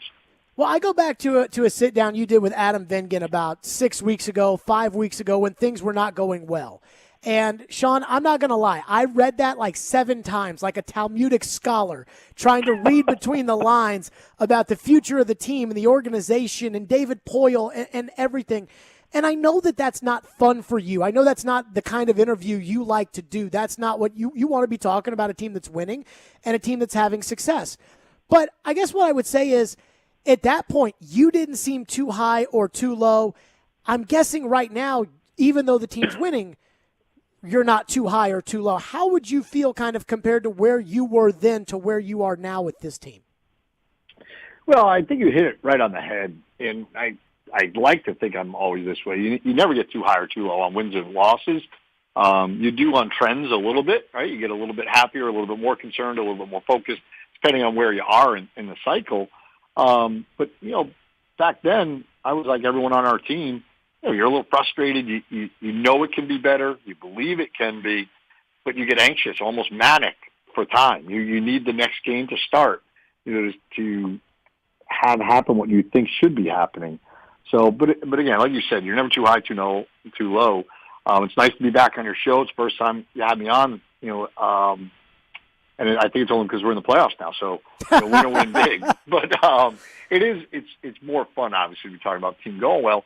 But at the same time, you know, like you said, every game's a big game now. It's as if the playoffs started for us, you know, 2 weeks ago, and we played ourselves into the position you want to be in. But now we've got to stay there and continue to play well, and ideally guys will start coming back to the roster as we get closer and closer to the playoffs, and we still find ourselves in this position.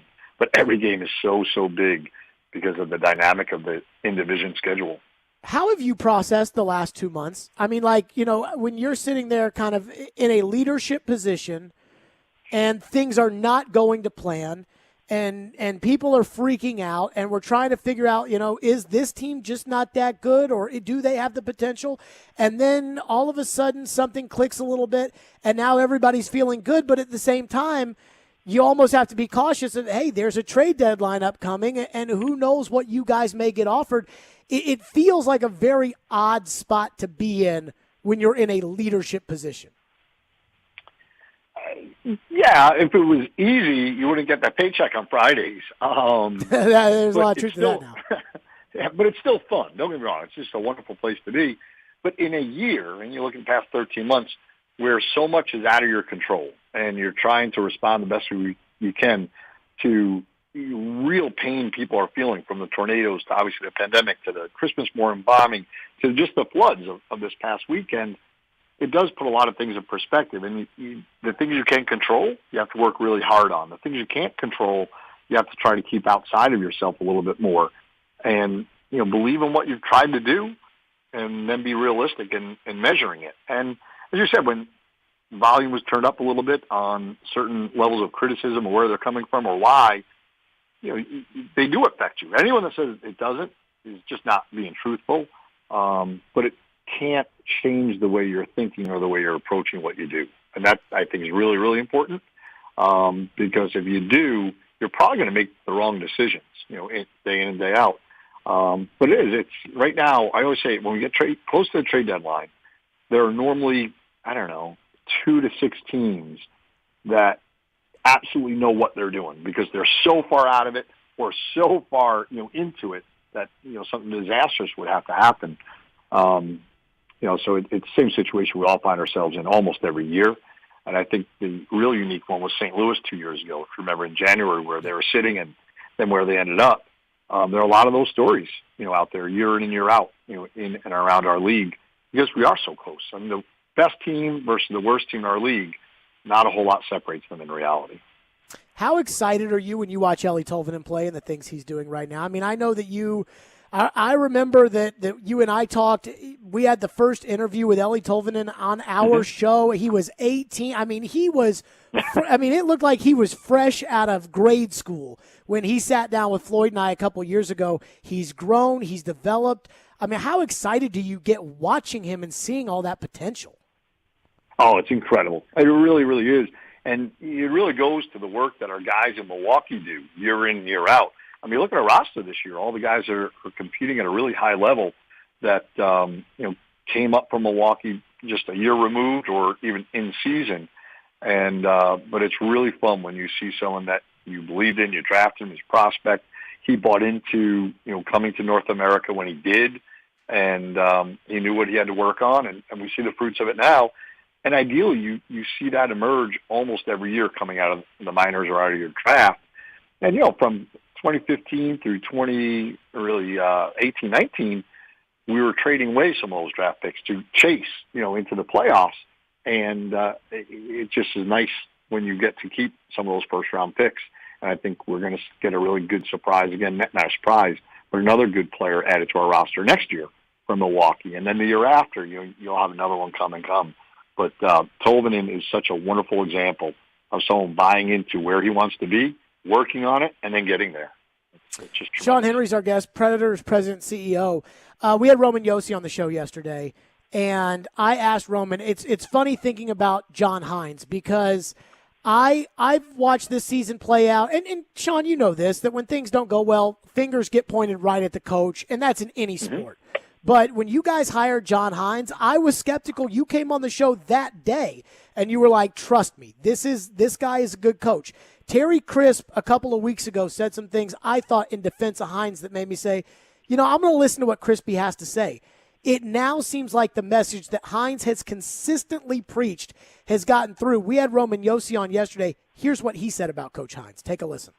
Yeah, he's been great. I mean, it wasn't an easy start, and obviously, as a coach, when your team is not playing well, it's never easy. But you know what? He's always believed in us. He was always behind us, and we knew we always had his belief, and he just kept preaching his message, and he kept doing the same things. And I mean, our coaching staff has done an amazing job of preparing us for games, looking at things that we can do better, and it's paying off right now. So he's been a huge part of that turnaround for sure.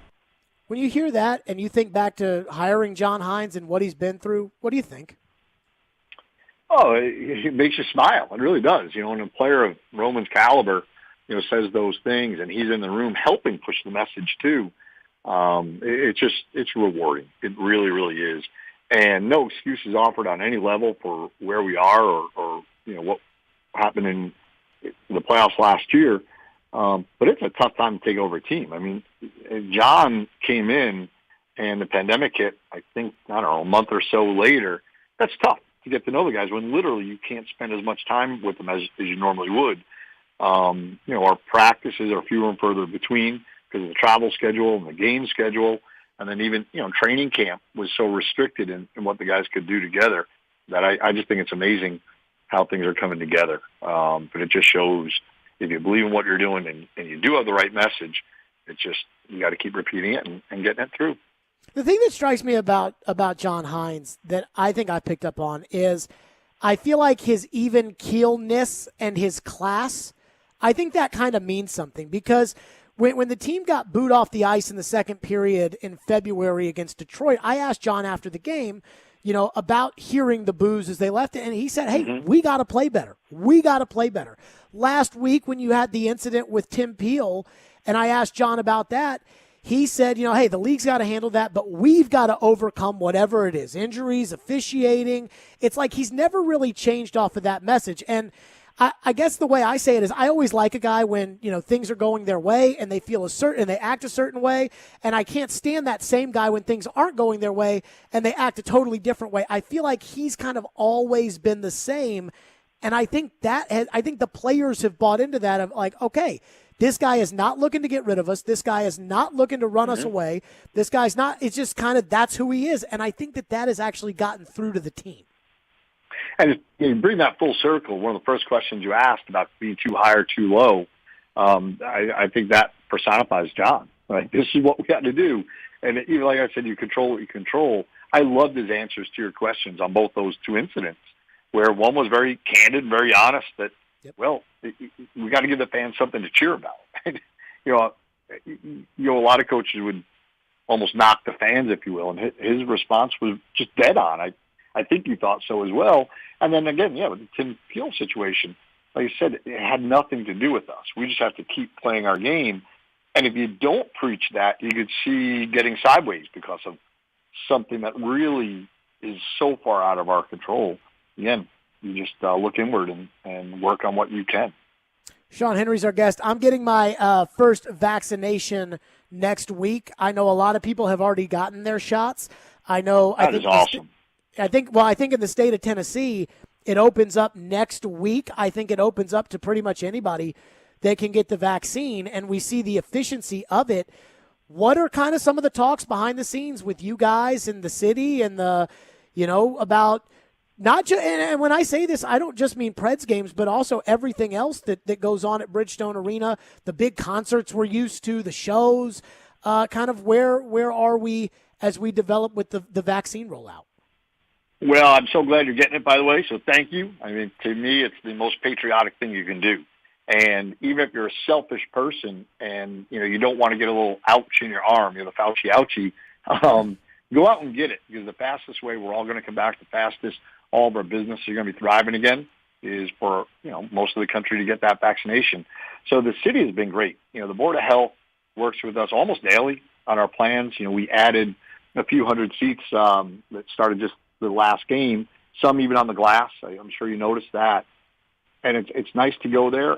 We have a plan to continue to grow attendance with each mark point. When the city gets to 20%, 25%, 30% of vaccinated, our crowd's going to be able to grow a little bit. The league's protocols continue to evolve. But I feel pretty good, by games in May or late April, that instead of playing to 3,600 people, we'll be at 4 and 4,500 and 5 and 5,500. And I can't see us going past 40, 45% at the very end of the season or playoffs. But I do think, next year we're going to be back to a completely full building. And let's face it, Smashville is a great place, but it's not Smashville without our fans in the building. And it's just so much better when they are. But even now, when we have 3,000 people in the building, it sounds like a sold-out building in most cities. So it is fun. The guys thrive on it. They just played a couple of games in front of no fans in other cities, and that's a big difference. It really is. So I can't wait till we're playing in front of a few more. We do have a comedy show announced in April, Mike Epps, to do an doubleheader. So that's really exciting. That'll be our first non-scheduled event, meaning not the SEC or hockey. And then we're doing a lot of fun things still to raise money with the foundation via Zoom and distance. But we are doing the wine tournament both in person at Deacons and Puckett's, but then also a virtual one later this month. And then we are doing an event together at Topgolf for Foundation Fiesta. It's actually on Cinco de Mayo. So you're starting to see a little bit more people feel comfortable getting together. And let's face it, that's what we all miss, or at least I do. And I know our team does. Again, Smashville means nothing without our fans in the building. And I'll go one further on that. The quicker we get vaccinated, the quicker we'll get those A-list acts that always want to play Bridgestone Arena. Sean, I know you're close with some of those artists. I'm close with some of those artists. Those guys want back in Bridgestone Arena. They want back in. They want the crowds back in there. And so to your point, hey, even if you're a selfish person and you don't want to get the vaccine, the quicker you get the vaccine, the quicker we get to having those acts back at Bridgestone Arena. Yeah, if you're not going to do it for the people you love, do it for the things you love at least. Right? Because it's fun because a bunch of our players are really going to get behind this and give voice to, let's go out and get the shot so we can all get back together. And I got my first dose 2 weeks ago, so I'm coming up for my second one soon. And my wife and I have done a lot of fun dates, but the best date we ever had was going to Kroger 2 weeks ago and getting that shot. So I can't wait for the second one. Sounds good. Sean, congratulations on the recent success for the Predators. We will see how it continues tonight versus Dallas. The game will be right here on ESPN 102.5 The Game and Bally Sports Southeast. So get excited about that. Sean, we look forward to catching up with you. Yeah, I look forward to seeing you and your new co-host next week, too. That'll be fun. It'll be really nice. It will be very exciting, and I will say this, Sean, I guarantee you will like her more than you like me. I can promise you that. Well, she hangs out with me on Thanksgiving delivering turkeys. Then we'll rule it a success, all right? There you go. Sean Henry, team president, CEO of the Nashville Predators. Preds on a heater, and I would say I think it's pretty good that the Preds have a plan in place for not only vaccinating but kind of pushing the message about getting vaccines. And you heard what Sean said. The more people in the city that get the vaccine, the more people they're going to let in the building. And it's not up to him. I mean, this is the Metro Health Board. So you may not like the Metro Health Board or whatever, but if you want to go to the games, you want more tickets available, this team gets hot, get your shot. Hiller Plumbing, Heating, Cooling, and Electrical, they're proud supporters of the Nashville Predators, and they are giving a free vacation for you and your family. Not just last month, but now this month, too. That's right. With every purchase of a new whole home generator or select new HVAC systems, Hiller is giving you a free week-long vacation. With every purchase of a new tankless water heater, Hiller is giving you a free weekend-long vacation, and they'll pay for your gas with a $100 gas card. Choose from over 400 Marriott, Wyndham, Hilton, or Hyatt hotel properties. Take advantage of this unbelievable deal while you can. These deals are only available for a limited time, so make sure you schedule today. Visit happyhiller.com. Hiller, those are my guys. They take great care of my home, and I can promise you that they'll take great care of your home too. Hiller Plumbing, Heating, Cooling, and Electrical. As always, happy you'll be here. The service is free. Hiller, call the Happy Face Truck today.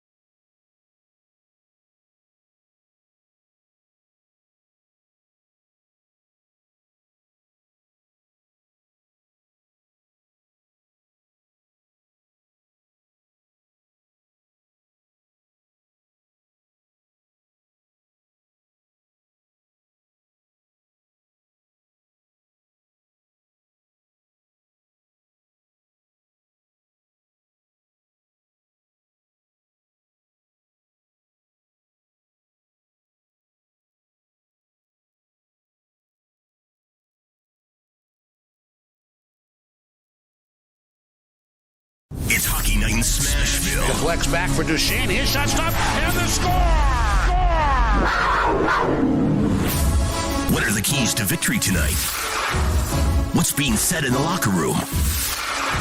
Where do the Preds reside in the Central Division standings? Jared Stillman has the latest now. With Preds Game Day on Stillman and Company. Brought to you by Pella Windows and Doors of Nashville. This is Smashville's best sports talk. ESPN 102.5 The Game and the Game Nashville app. Predators Game Day is presented by Pella Windows and Doors of Nashville. Big game tonight against the Dallas Stars. The Predators 19-17 and 139 points. That's fourth place. In the Central Division, Dallas 11-12 and 10-32 points. We take a look at the standings. That's where we're going to start with this one because Tampa Bay and Florida are at the top along with Carolina. 50 points, 49.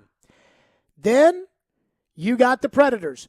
39 points, the Blackhawks 39 points, the Blue Jackets 36, and then Dallas with 4 games in hand at 32 points. Another Predators victory. Perhaps this one in regulation would be nice. John Hines was asked about standings watching going in today. Big game Carolina-Chicago. Here's what John Hines said. Well, it's really the same. I mean, the most important thing we can do is control what we do on a day-to-day basis. You do look at the standings this time of year because there is a playoff race, so you're not oblivious to what's going on. But I think when you get caught up in that, it takes away from what you can control, which is our readiness, making sure that we're ready to play, continue to get our game better, make sure that our mindset is right for the games, and if we can take care of and control what we can control to give us the best chance to compete the way we need to win games, the standings will take care of themselves. And I would agree. Tonight, big game against Dallas. It should be noted Philip Forsberg, Matt Duchene, Brad Richardson, Ryan Ellis, Mark Borowiecki, and Luka Spiza are all considered week to week with their injuries. Not a good sign on the Philip Forsberg front. Not a good sign at all. Tonight, pregame, puck drop right here, ESPN 102.5 The Game. Pregame show comes up next. Puck drop at 7 o'clock with the voice of the Nashville Predators, Pete Weber and Hal Gill. We will see you tomorrow at 2 o'clock.